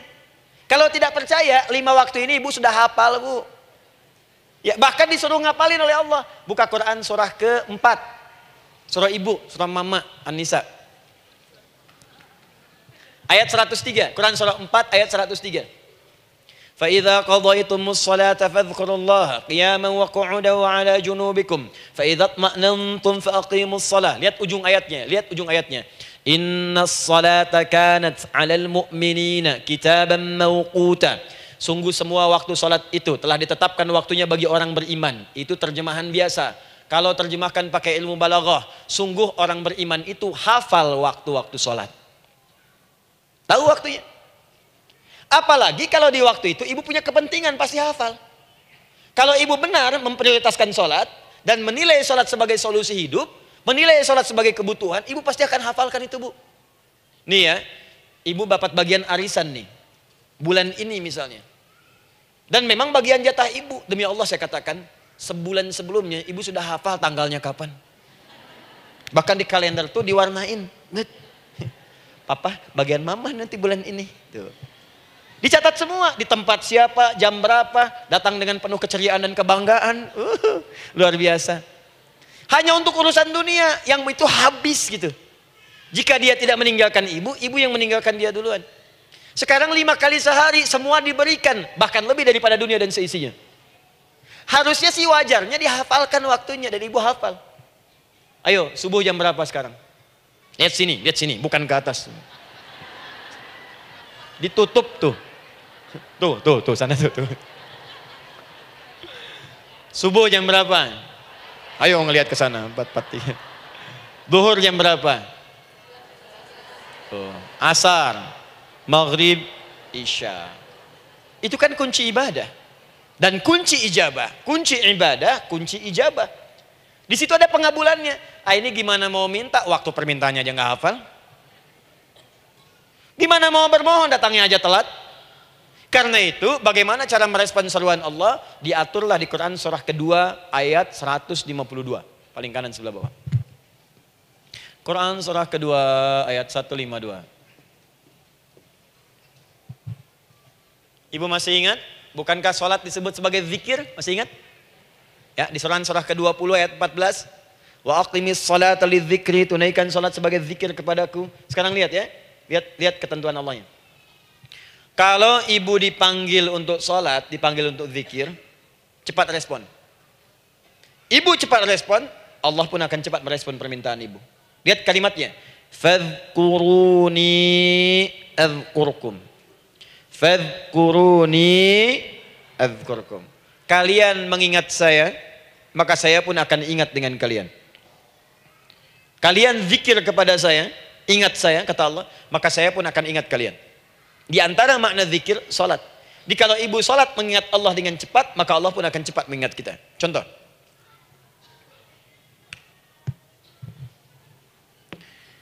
Saya ambil waktu subuh misalnya. Di Bandung 4-3-3. 4-4-3. Oh, lihat kesan lagi terjadi perbedaan pendapat. Ya. Ada yang 4-3-3, ada yang 4-3-4, ada yang 4-3-5 dan seterusnya. Yang ambil tengah-tengah lah, 4-3-5 misalnya. Orang 4-3-5. Lihat sini, fokus. Allahu Akbar, Allahu Akbar. 4-3-5. Dipanggil salat, diseru. Kan tadi rumusnya di Quran surah 2 ayat 186. Faliyastajibuli. Kalau diseru cepat jawab, gitu kan? Nah, terus diseru 4-3-5 adzan. Allahu Akbar, Allahu Akbar. Begitu diseru, ibu langsung datang. Ya Allah, sudah adzan, seruan nih, saya siap-siap. Saya ingin minta sesuatu. Nah, orang yang datang saat dia diseru Allah, dia pun datang kemudian untuk menyerunya, maka Allah pun akan menjawab apa yang ia mohonkan saat ia bermohon kepadanya. Perhatikan, dipanggil oleh Allah lewat suara muadzin, Allahu Akbar, dia merespon cepat, siap salat. Maka dia pun ketika memanggil Allah, seketika Allah pun akan jawab padanya. Sesuai dengan kadar responnya. Dipanggil saat itu, dia menjawab. Maka Allah pun akan ingat kepadanya hanya saat dia memanggil saja. Di saat panggil, diingat. Panggil, diingat. Jelas? Ini yang hebat.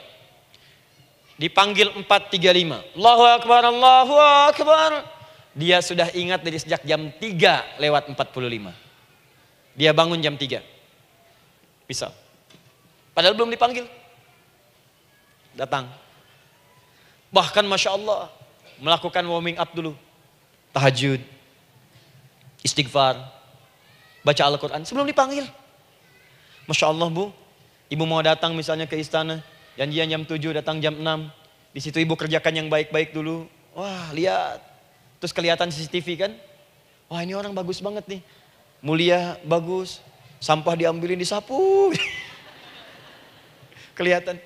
Itu ibu belum datang pun udah dipanggil duluan. Ada orang yang belum dipanggil sudah datang menghadap Allah. Tahajud dia, zikir dulu, istighfar dulu. Ini orang, maaf ya. Walaupun dia belum memanggil Allah, Allah sudah menyelesaikan semua persoalannya. Di orang-orang yang selalu ingat kepada Allah, walaupun Allah dalam waktu tidak memanggilnya, maka Allah akan mengingatnya sekalipun orang ini belum bermohon kepadanya.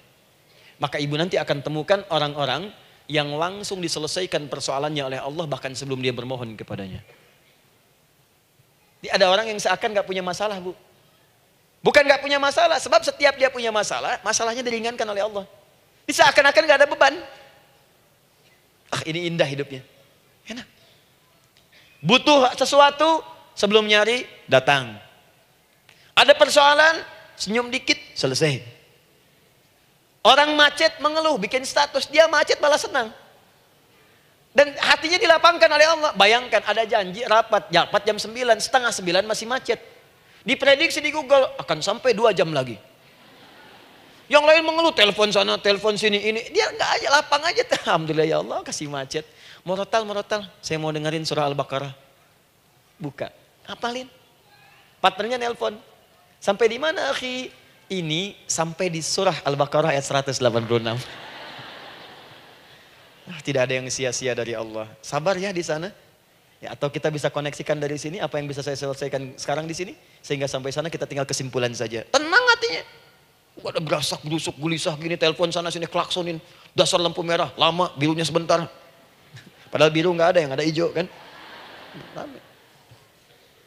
Jadi kalau sudah begitu enak, Bu. Yang perempuan ada di Quran Maryam. Maryam kan perempuan. Dan Maryam itu bukan nabi, bukan rasul. Ingin memberikan pesan kepada ibu, perempuan dimanapun. Tidak harus jadi nabi supaya doa cepat dikabulkan. Tidak harus menjadi rasul. Ini Maryam bukan nabi, bukan rasul. Tapi dia ini luar biasa. Sebelum dipanggil udah datang. Zikirnya tak terlukiskan. Mohon kepada Allahnya luar biasa. Menjaga diri dari hal yang dilarang oleh Allah. Apa hasilnya? Sebelum diberikan bahkan oleh pamannya sudah ada kebutuhannya. Quran surah ketiga ayat 37. Kullama dakhala 'alaiha Zakaria al-mihraba wajada 'indaha rizqa. Setiap pamannya mau memberikan kebutuhan Maryam sudah ada di dalamnya, Bu. Sudah ada. Itu luar biasa. Mau makan, makanan ada. Mau anggur, anggur ada. Ya. Wah, itu luar biasa, Bu. Jadi bermohon bahkan sebelum waktunya. Sentuhlah ia tepat di hatimu, maka ia akan jadi milikmu untuk selamanya. Wah. Nah, itu doa tuh. Aduh, mana-mana. Paham? Tuh. Ini kalau yang standar-standar saja itu biasa. Maka datang sebelum waktunya. Datang. Atau datang pas dipanggil. Standar. Jadi kalau 4.35 adzan, Allahu Akbar, Allahu Akbar. Ibu bangun. Siap sholat, siap sholat. Itu standar. Yang dulu bahagia. Naikin lagi levelnya. Yang celaka itu ya ini nih. Dipanggil 4.35. Baru bangun 5.34.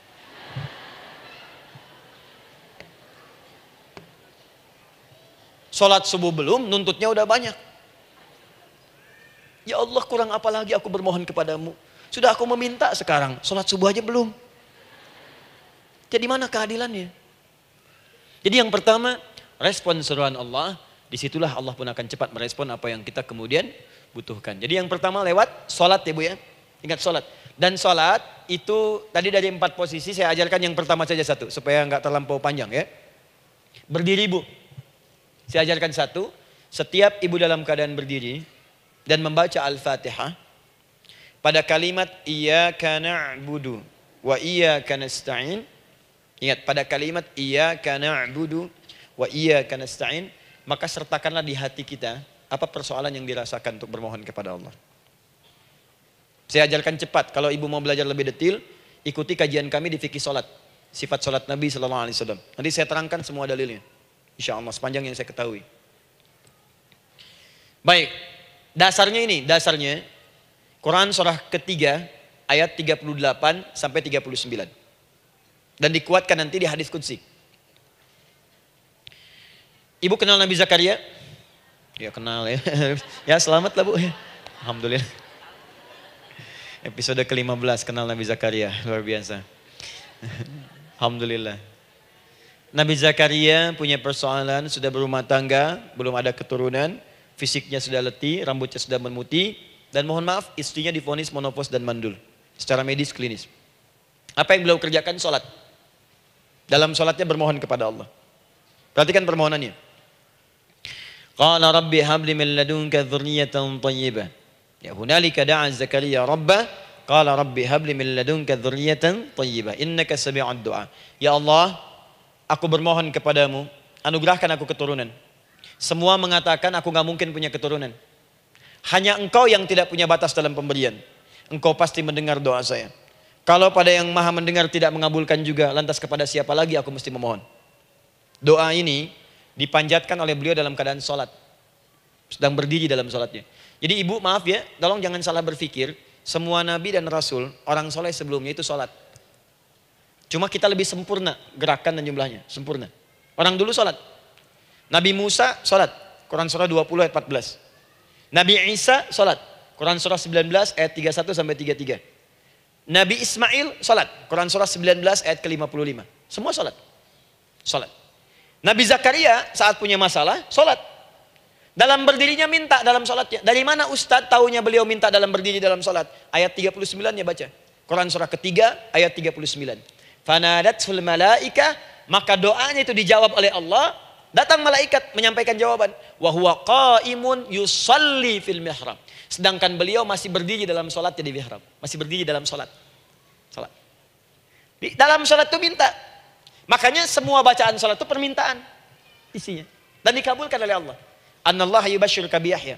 Allah kasih kabar gembira, engkau akan punya anak, langsung namanya dari Allah Yahya. Artinya hidup yang mustahil menurut manusia. Lahir dari rahim seorang perempuan yang divonis monopos dan mandul menurut medis. Kata Allah tidak ada yang mustahil bagiku. Lahir dan hidup dia, Yahya. Kapan terjadinya? Sedang sholat. Kapan saat sholatnya? Berdiri. Nah yang paling menarik Bu, umatnya Nabi Muhammad SAW ditunggu oleh Allah 5 kali dalam sehari. Dan dimintakan sebelum sholat untuk menyiapkan permohonannya. Maka turunlah Quran surah kedua ayat ke-45. Ibu lihat ayatnya. Wasta'inu bis-sabri was-salah. Bahkan ditegaskan lagi. Di Quran surah kedua ayat 153. Paling kanan sebelah bawah. Ya ayyuhalladzina amanusta'inu bis-sabri was-salah. Yang pertama, nggak pakai panggilan iman.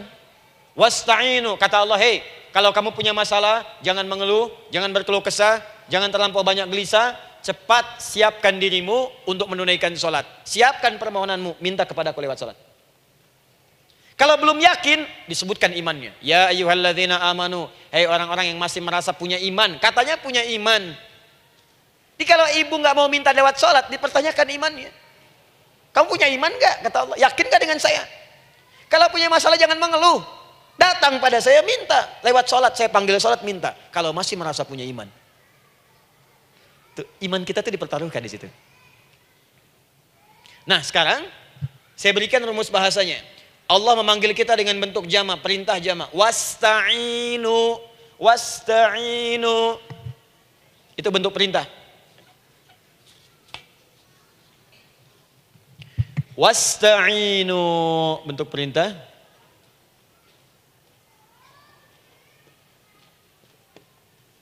Wasta'inu.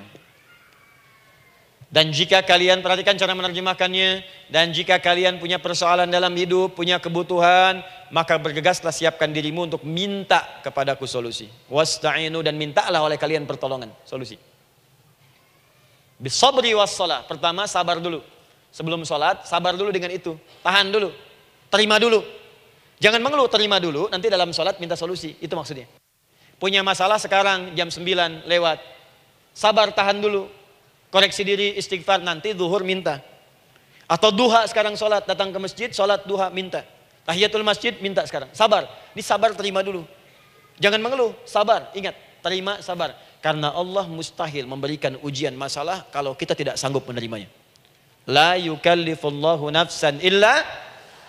Saya sering katakan Bu ya, maaf kalau kalimat ini mungkin kurang berkenan, tapi kalimat ini nyata.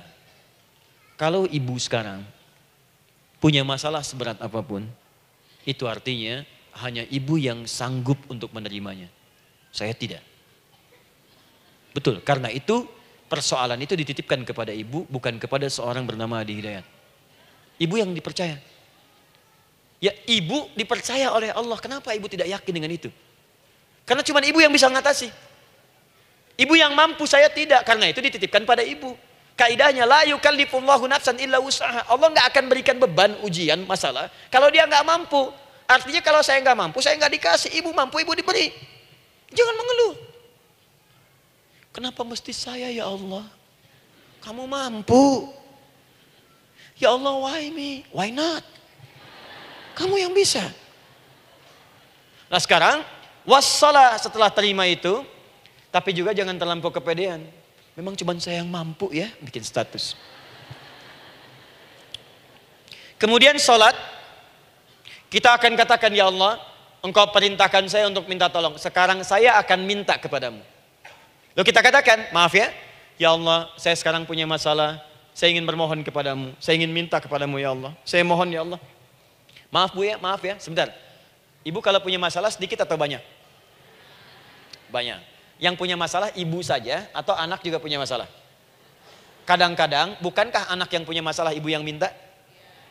Bukankah suami yang punya persoalan ibu yang bermohon? Kan? Karena itu, kalau kita ingin memohon kepada Allah dengan persoalan yang kompleks mewakili yang banyak, maka pertama kalimatnya diawali dengan huruf na. Berarti kami, kita, semua. Jelas ya? Nah, ibu ingin robah kalimatnya minta tolong. Kata Allah, minta kepadaku pertolongan. Wasta'inu. Ibu ingin robah menjadi bentuk permintaan. Rubah kalimatnya menjadi nasta'in. Nasta'in. Nasta'in.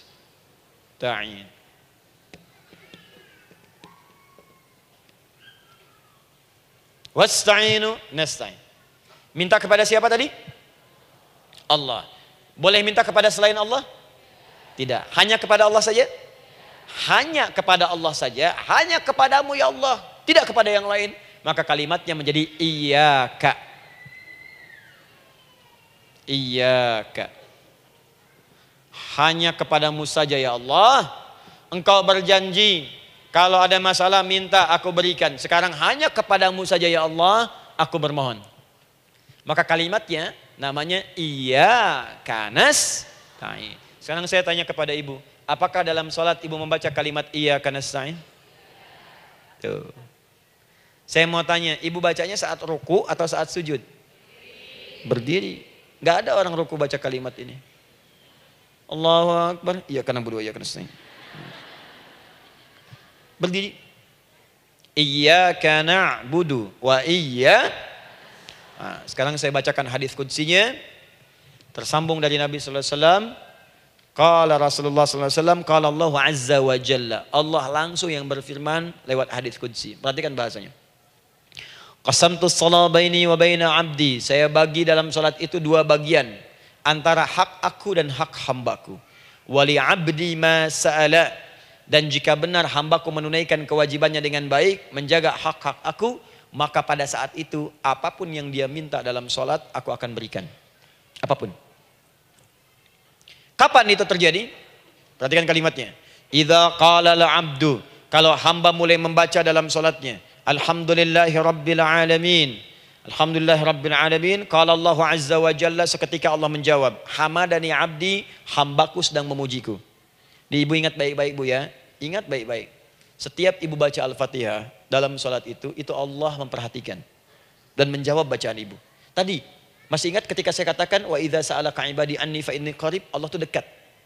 Ya. Wa idza qala al-'abdu ar-rahmanir rahim, kalau hamba melanjutkan ar-rahmanir rahim, qala Allah azza wa jalla, Allah langsung menjawab athna 'alayya 'abdi, hambaku sedang menyanjungku.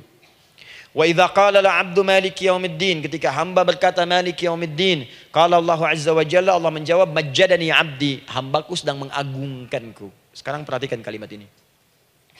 Wa idza qala al-'abdu, jika seorang hamba berkata, iyyaka na'budu wa iyyaka nasta'in, ya Allah, sekarang hamba sholat ibadah atas perintahmu. Dan hamba minta ya Allah, hamba punya masalah, hamba punya persoalan, dan kau janjikan minta dalam sholat. Qala Allah azza wa jalla, Allah jawab, hadza baini wa baina abdi, inilah perjanjian aku dengan hambaku. Wali abdi, kalau hambaku benar sholatnya sampai bacaan ini, masalah apapun yang dia minta sekarang aku akan kabulkan. Dalam berdiri. Cuman sayang, kadang-kadang dalam keadaan ini banyak yang tidak minta. Maka caranya saya sampaikan yang pertama, kalau ibu sudah sampai ke bacaan ini, iyyaka na'budu wa iyyaka nasta'in, sertakanlah dalam hati ibu. Gak usah dilafadzkan. Sertakan ibu punya masalah apa. Atau secara umum minta solusi. Minta. Nabi itu kalau sholat, Nabi SAW kalau sholat, itu kalau baca ayat-ayat Quran, itu seringkali berhenti Bu. Sering berhenti. Kalau dalam ayat doa, beliau berhenti, mohonkan dengan baik. Kalau ayat-ayat surga, minta supaya umatnya ke surga. Ayat-ayat neraka, mohon supaya umatnya dibebaskan dari neraka. Minta. Kesaksiannya banyak. Hudzaifah al-Yamani pernah sholat di belakang Nabi, begitu. Abdullah bin Mas'ud radhiyallahu ta'ala anhu sholat di belakang Nabi, begitu. Ubay bin Ka'ab radhiyallahu ta'ala anhu salat di belakang Nabi, begitu. Di kesaksian mereka sama semua. Makanya seringkali itu nggak sadar, enak salat dengan Nabi itu. Nyaman. Kalau baca ayat surga seakan-akan pengen cepat ke surga. Kalau baca ayat doa berdoa, jadi nggak sadar. Rakaat pertama 100 ayat aja Al-Baqarah. Ya, kadang-kadang lewat ke Ali Imran. Pernah rekornya 5 juz 4 halaman. An-Nisa ayat 176 baru berhenti. Ya walaupun besoknya nggak pada ikutan lagi. Ya, karena merasa ini kapan rukunya gitu. Sekarang atau nanti, sekarang atau nanti. Tapi enak. Nah saya ajarkan satu hal. Kalau kita sampai pada bacaan Al-Fatihah tadi. Jeda sejenak bu, rasakan itu, minta. Minta. Setelah itu Allah ajarkan satu lafaz. Kalau lafaz ini benar dibacakan oleh ibu. Benar dibacakan. Maka seketika doa akan dijawab. Langsung dikabulkan. Apa bacaan itu? Nanti dalam pelajaran selanjutnya kita akan bahas ya, insya Allah. Masih ada waktu? Oh ya, kalau masih kita bahas ya. Masih. Ada sesi mau jawab pertanyaan dulu, diskusi dulu, atau saya teruskan sebentar? Teruskan ya. Baik, kalau kita sampai jam 10, saya jeda sampai ke 9.45. Jadi 15 menitnya kita bisa diskusi ya. Baik. Apa lafaz yang kita bisa mohonkan? Teruskan ayatnya. Ihdinas siratal mustaqim. Ihdinas siratal mustaqim. Ihdinas siratal mustaqim. Ini Bu, nanti Ibu lihat dalam kajian tafsir yang kami sampaikan. Juga dalam kajian fikih salat saya bahas dengan detail. Di sini singkat saja, singkat padat. Ihdina itu, ya Allah berikan kami hidayah. Berikan kami jalan. Berikan kami petunjuk. Tunjukkan kami jalan yang lurus. Kalimat ihdina asalnya dari kata hidayah. Hidayah, jamaknya hudan. Ihdina, berikan kami hidayah. Berikan kami hudan. Kalau tunjukkan kami jalan yang lurus, itu terjemahan Bu. Terjemahan. Kalau ibu ingin makna tafsir per huruf, per kalimat, bahkan per harokat, itu semua ada maknanya. Karena semua kalimat Quran itu mukjizat. Ihdina dari kata hidayah, hudan. Berikan kami hidayah. Hidayah dalam bahasa Arab itu banyak maknanya. Bisa solusi dari semua persoalan. Bisa jalan menuju kemudahan. Bisa kesuksesan. Bisa petunjuk. Banyak. Kalau dikumpulkan namanya hudan. Hudan. Makanya Al-Quran disebut hudan. Karena di Quran ada semua. Solusi ada, petunjuk ada, kemudahan ada. Dzalikal kitabu la raiba fi hudal. Al-Quran hudan. Syahrul Ramadan alladzi unzila fihi al-Quran hudan linnas. Isi Quran semua hudan. Di situ ada solusi. Di situ ada petunjuk. Di situ ada kemudahan. Kalau kita ingin minta semua itu, kalimatnya dikatakan fi'il amr lit talab, permohonan dalam bentuk kalimat permintaan. Ihdina, berikan kepada kami hudan. Kalau sudah mengatakan ihdina artinya minta solusi, minta kemudahan, minta petunjuk. Jadi ketika ibu mengucapkan kalimat ihdinas siratal mustaqim, itu artinya ya Allah berikan kepada kami solusi dari masalah yang sedang saya hadapi. Berikan petunjuk dari persoalan yang sedang saya jalani. Berikan kemudahan ya Allah dari kesulitan yang tengah saya hadapi. As-siratal mustaqim, yang lurus, yang gampang. Karena jalan yang gampang itu lurus, gak berkelok Bu. Langsung ke tujuan. Saya mau ke sini jalannya belok-belok, gak langsung kan gak enak. Ibu mau ke satu undangan, jalannya belok sini, belok sini, belok sini, belok sini. Kelokan 9, kelokan 7, kelokan 8. Ya. Kan rasanya berliku. Ibu ingin mendapatkan solusi tapi dilempar-lempar ke sini dulu berkelok, sini dulu, sini dulu, sini dulu. Kenapa nggak ibu lurus dapatkan langsung? Dalam bahasa Arab, apalagi kalimat yang fasih, mendapatkan sesuatu dengan gampang, dengan mudah, as-siratal mustaqim, lurus ke tujuan, cepat, mudah. Apalagi ke surga nanti, tunjukkan kami jalan yang lurus, yang benar, hak dari Allah dan mudah didapatkan. Itu maksudnya. Ini bukan sekedar tunjukkan jalan yang lurus, solusi yang mudah, yang gampang, yang cepat. Paham di sini ya? Seperti orang-orang dulu mendapatkannya. Siratal ladzina an'amta 'alaihim. Seperti orang dulu mendapatkan semua kenikmatan ketika mereka bermohon kepadamu ya Allah. Siapa mereka? Ada 4 golongan disebutkan di Quran surah keempat ayat 69. Ada para nabi, orang-orang jujur siddiqin, para syuhada dan orang-orang soleh. Ya, wa may yuti'illaha wa rasul fa ulaika ma'al ladzina an'ama Allahu 'alaihim minan nabiyyina was-siddiqina wasyuhada was-shalihin. Para nabi dulu berdoa, ya Allah saya ada masalah dikabulkan. Kita minta ya Allah sekarang saya berdoa, tolong kabulkan seperti nabi-nabi dulu dikabulkan. Nabi Ayub sakit berdoa dikabulkan, kita sakit dikabulkan. Nabi Ibrahim ada ujian dikabulkan. Nabi Ibrahim punya ujian dengan anak, kita ada ujian dengan anak, minta dikabulkan. Anak-anak berselisih, ada yang dendam, yang iri, seperti anaknya Nabi Yakub. Nabi Yakub berdoa dikabulkan, kita minta dikabulkan. Ada syuhada, berdoa dikabulkan, kita minta dikabulkan. Orang soleh berdoa, minta dikabulkan. Kita minta dikabulkan. Ya Allah, seperti engkau kabulkan doa orang-orang dulu yang melahirkan nikmat, mohon kabulkan kami yang minta sekarang dan mendapatkan kenikmatan itu. Itu maksudnya. Ya, siratal ladzina an'amta alaihim. Siapa an'amta alaihim di sini? Ulaikal ladzina an'amallahu alaihim. Sama persis kalimatnya. Minan nabiyyin was-siddiqin wasyuhada'i was-salihin. Jadi jangan diartikan sebatas terjemahan. Walaupun di musim haji sekarang itu bisa dipakai. Saya tugas 2010 di Mekah. Ada jemaah kesasar, lupa maktab. Kemudian ingin balik, nggak tahu jalan. Dia ketemu askar. Askar nggak bisa bahasa Indonesia, dia nggak bisa bahasa Arab. Tapi dia hafal Al-Fatihah. Datang kepada askar, dia tunjukkan gelangnya. Pak, ihdinas siratal mustaqim. Tunjukkan saya jalan yang lurus. Bikin gelang. Askar nggak bisa bahasa Indonesia. Dikasih bahasa Arab nggak paham-paham. Tapi askar ini pun cerdas. Dia tunjuk, dia lihat gelangnya. Oh, maktab sana. Siratal ladzina an'amta alaihim ghairil maghdubi alaihim waladdallin. Lurus, jangan belok-belok. Kalau belok nanti engkau tersesat atau dicaci maki orang. Maghdub ya dicela orang.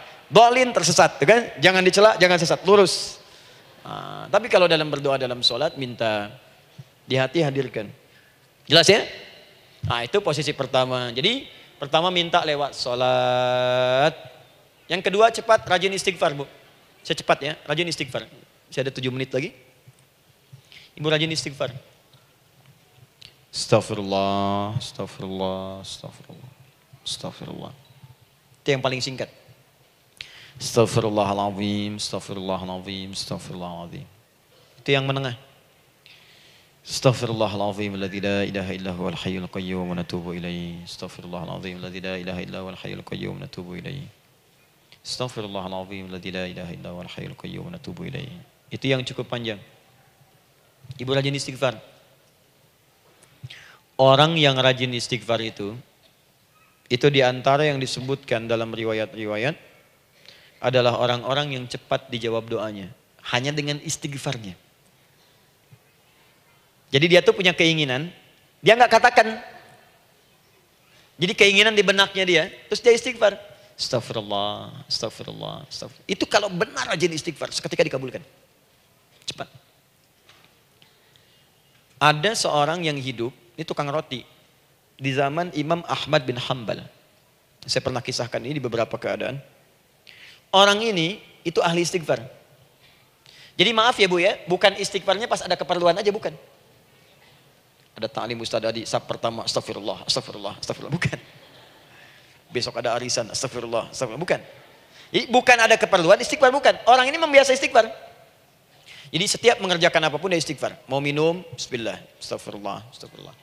Dia setiap buka adonan, astagfirullah, astagfirullah. Nah satu ketika, Imam Ahmad itu nggak tahu kenapa, pengen datang ke daerah itu. Ya kalau misalnya ibu tinggal di Cicahem, misalnya kan Imam Ahmad tiba-tiba pengen ke Cicahem aja. Terus karena lelah, mampir ke masjid.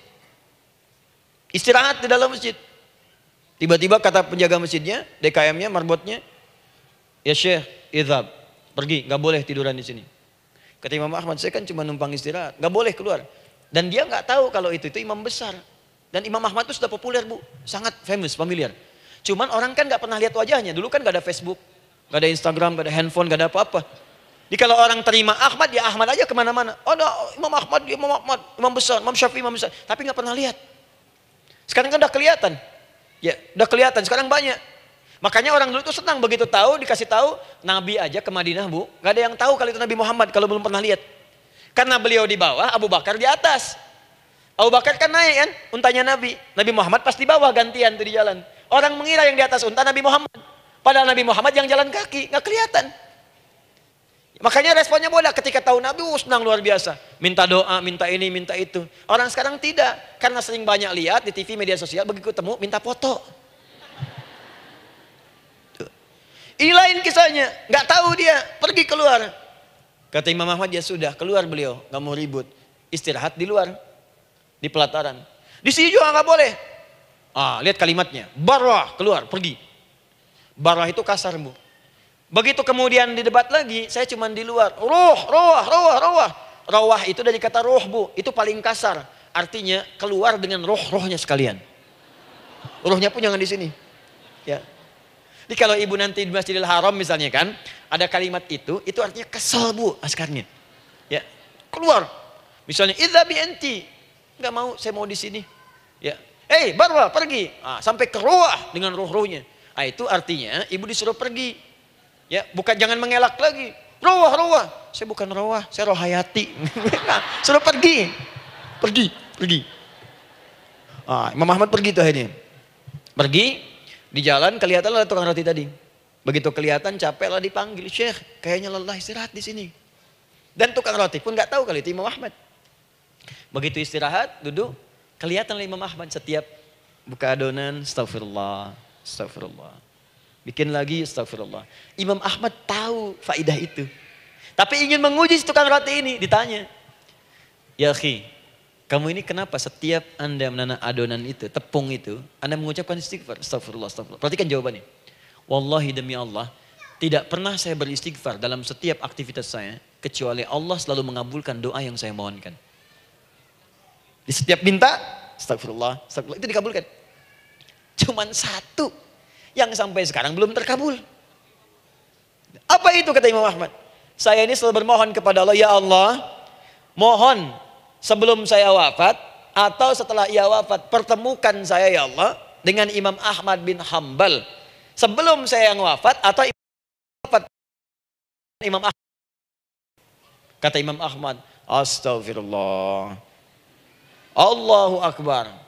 Itu mungkin yang memperjalankan saya kemari. Tiba-tiba pengen ke sini, sampai diusir keluar dari rumah Allah dari masjid, sampai di sini karena istighfar Anda. Sayalah Imam Ahmad bin Hambal. Astagfirullah. Imam Ahmad ke situ datang. Tolong jangan lakukan pada saya. Salah di hidayat ya Allah. Astagfirullah.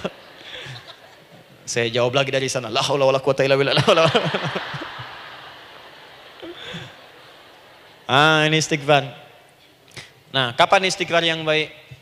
Istighfar yang baik dilakukan setelah tahajud sebelum fajar. Saya ulang ya.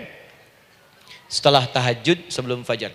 Dalilnya Quran surah ke-51 ayat 18. Baca dari ayat 15 sampai 18-nya. Jadi ibu kalau mau seperti itu, rajin tahajud dulu bu. Tahajud. Setelah itu biasakan istighfar. Itu latihan dulu, itu baru latihan. Ingat ya, istighfar menjelang fajar di waktu sahar, itu baru latihan. Astagfirullah. Nanti kalau sudah banyak latihan, ibu akan refleks. Mau duduk masuk mobil, astagfirullah. Duduk mau makan, astagfirullah. Ya, kadang-kadang ibu mau ambil handphone, astagfirullah. Itu refleks di lisan kita keluar. Ahli istighfar itu gak direncanakan keluar di lisannya. Astagfirullah. Kalau sudah seperti itu, berbahagialah. Karena apapun kadang ibu inginkan, sepanjang itu ibu butuhkan, seketika dikabulkan. Ya. Yang ketiga, yang terakhir. Sudah 9:45, boleh sedikit? Ya, yang terakhir ya, terakhir. Jangan khawatir, setelah ini selesai. Jangan khawatir. Yang ketiga, ini amalan yang paling dahsyat. Jadi yang pertama minta dikabulkan. Yang kedua baru istighfar dikabulkan. Yang ketiga nggak ngapa-ngapain dijawab. Artinya baru terbersit. Ada keinginan jawab seketika. Amalan yang ketiga ini adalah amalan yang dikerjakan karena cinta kepada Allah Subhanahu wa taala. Mahabbatillah, kecintaan kepada Allah. Amalan yang dikerjakan karena cinta kepada Allah Subhanahu wa taala. Amalannya mencintai Allah. Beda bu. Salat dengan cinta dibandingkan dengan salat karena memenuhi kebutuhan atau kewajiban saja, itu akan lain. Ibu kalau benar-benar mencintai Allah, maka dalam salat pun persiapannya akan beda. Saya beri contoh gini ya. Dari pakaian akan lain kata Al-Quran. Quran surah 7 ayat 31. Ya bani Adam khudhu zinatakum inda kulli masjid. Hei anak cucu Adam, kalau ada panggilan dari masjid, kenakan pakaian terindahmu. Di orang-orang yang mencintai Allah saat akan sholat, dia akan perhatikan dari pakaiannya. Jauhkan dari yang haram. Terus cari yang paling baik yang dia kenakan. Gak akan sembarangan. Kalau ibu pakai mukena juga cari mukena yang paling indah. Bukan karena pengen dilihat orang. Karena ingin Allah menyaksikan sholat ibu dalam keadaan yang sempurna. Wudu. Wudu tuh hati-hati gitu. Quran surah ke-5 ayat ke-6. Ya ayyuhalladzina amanu idza qumtum ila shalah faghsilu wujuhakum wa aydiyakum ilal marafiq wamsahu bi ru'usikum wa arjulakum ilal ka'bain. Dikala ada orang beriman mencintai Allah, mau salat, dia mau wudu, wudunya enggak akan sembarangan, Bu. Cuman basuh. Ya, bagian kepala juga harusnya kepala, dia rambut, takut selesai. Sampai ke kaki cuma disodorkan di keran, beres. Itu sih, anak kecil juga bisa. Orang ini lain. Dia akan pelan-pelan dilihat secara sempurna. Hati-hati, kerjakan karena Allah, karena ingin baik. Kalau orang sholat, hanya kebutuhan saja, maka yang penting dia takbir sampai salam selesai. Tapi ini tidak, dia akan pelajari bagaimana Nabi mengajarkan sholat yang benar. Bagaimana bacaan saya benar. Dia belajar ngaji supaya benar bacaan Fatihahnya. Dia belajar dengan baik supaya khusyuk di dalam sholatnya. Dia pahami satu-satu. Apa artinya Allahu Akbar, apa artinya Subhana Rabbiyal Azim, apa artinya Subhana Rabbiyal A'la, apa artinya Sami Allahu liman hamidah. Dipahami. Di begitu dia sholat dan baru takbir sudah paham misinya. Jika ada orang seperti ini, dia mengerjakan apa yang Allah perintahkan karena cinta dengan Allah. Dia berzakat karena ingin mencintai Allah. Dia berinfak karena cinta dengan Allah, bukan karena uangnya. Pokoknya kalau orang cinta itu, Bu, setiap pecinta dia akan memberikan apapun pada yang dicintai. Walaupun tadi minta. Dan pecinta itu sifatnya, kalau yang dicintainya senang sesuatu, akan otomatis ikut senang. Ibu misalnya senang ya dengan pasangan sebelum menikah. Pasangan senang kucing, ibu akan terpaksa senang kucing. Ibu cinta dengan anak, semua akan diikuti apa yang diinginkan. Seperti itu, cinta itu butuh pembuktian. Karena itu sering saya katakan pada akhwat ya yang belum menikah, yang masih muda-muda belum menikah, cinta itu butuh pembuktian. Jadi jangan percaya kalau ada orang yang bicara di lisannya nggak ada buktinya. Aku akan seperti Dilan membawamu dalam motorku. Katakan padanya, aku tak butuh dengan rayuan kata-katamu. Itu hanya angin surga. Yang kubutuhkan, tuliskan namaku di buku nikah kita. Wah, catat. Itu caranya. Main ke Taman Dilan, cuman boncengan. Seakan dunia milik berdua, yang lain gak ada. Gombal. Udah ya? Jelas? Jadi amalan yang ketiga ini kerjakan karena Allah. Saya mau contohkan satu. Ibu pernah dengar Imam Malik bin Anas? Pernah ya? Gurunya Al-Imam Asy-Syafi'i, Imam Malik bin Anas, lahir di kisaran tahun 94-95 Hijrah. Siap, Kang Dan. Wah, ini terakhir nih, saya tutup nih. Benar-benar terakhir, betul-betul. 10 menit lagi kalau ada nanti tanya jawab, sedikit. Imam Malik ini, Bu, itu Masya Allah. Saking cinta pada Allah dan Rasul, itu tidak pernah, jangankan sholat. Dalam beliau memberikan fatwa pun akan mencari pakaian yang paling bagus, paling indah. Dan beliau menjaga adab dalam menyampaikan kalimat Nabi pun itu luar biasa. Sampai satu kali pernah pakai jubah bagus, indah, ada lebah menyengat di kepalanya, sedang menyampaikan hadis. Saking hormatnya terhadap hadis Nabi, lebah itu dibiarkan menyengatnya. Nggak mau memutus kalimat Nabi, hadis Nabi hanya untuk mengusir lebah, dibiarkan sampai tersengat. Apa yang Allah berikan kepada beliau? Allahu Akbar. Satu kali singkat berdiskusi dengan muridnya Al-Imam Asy-Syafi'i. Kata Al-Imam Asy-Syafi'i, ya guru, setahu saya rizki itu dicari dulu baru dikasih. Imam Malik lebih tinggi ilmunya pada saat itu. Beliau tahu ada 8 jenis rizki. Ya Syafi'i, ada rizki yang tidak perlu dicari, Allah berikan. Wah, berdebat tuh sampai berpisah. Setelah itu secara singkat Imam Asy-Syafi'i lewat di kebun anggur sedang panen anggur besar. Tiba-tiba tergerak untuk membantu, datang ke situ bantu. Begitu selesai dikasih hadiah anggur banyak, besar-besar, indah, enak, gitu kan. Ketika diberi itu langsung senang beliau. Bukan karena anggurnya, karena merasa pendapatnya benar. Jadi begitu bekerja baru dapat. Dibawalah anggur ini diberikan pada gurunya. Perhatikan adabnya terhadap guru. Jadi kalau ibu adabnya bagus pada guru, keberkahan dapat, ilmunya pun menghunjam di jiwa. Imam Syafi'i nggak merasa benar, tapi memberikan sebuah jawaban dengan adab. Guru, tadi itu ada panen anggur, saya mencoba membantu. Begitu saya bantu dikasih anggur, dikencangkan kalimatnya. Begitu saya bantu dikasih. Dibantu dulu baru dikasih. Kalau saya nggak bantu, saya nggak dikasih. Apa jawab Imam Malik? Imam Malik tersenyum, tertawa. Tabassama dhahika. Masya Allah, Syafi'i, bahasa kita. Tadi itu saya keluar mau ngajar, siang-siang terik begini saya kepikiran, ya Allah, kalau makan anggur yang enak-enak, enak banget sekarang ini. Ada anggur sekarang. Tuh. Murid berikhtiar, guru mendapatkan hasil. Setelah itu Asy-Syafi'i naik dan jadi bintang di zamannya sampai kekinian pun luar biasa. Dan mendapatkan barakah gurunya seperti gurunya dapatkan, muridnya pun meraihnya. Itulah 3 cara bagi kita untuk bermohon kepada Allah.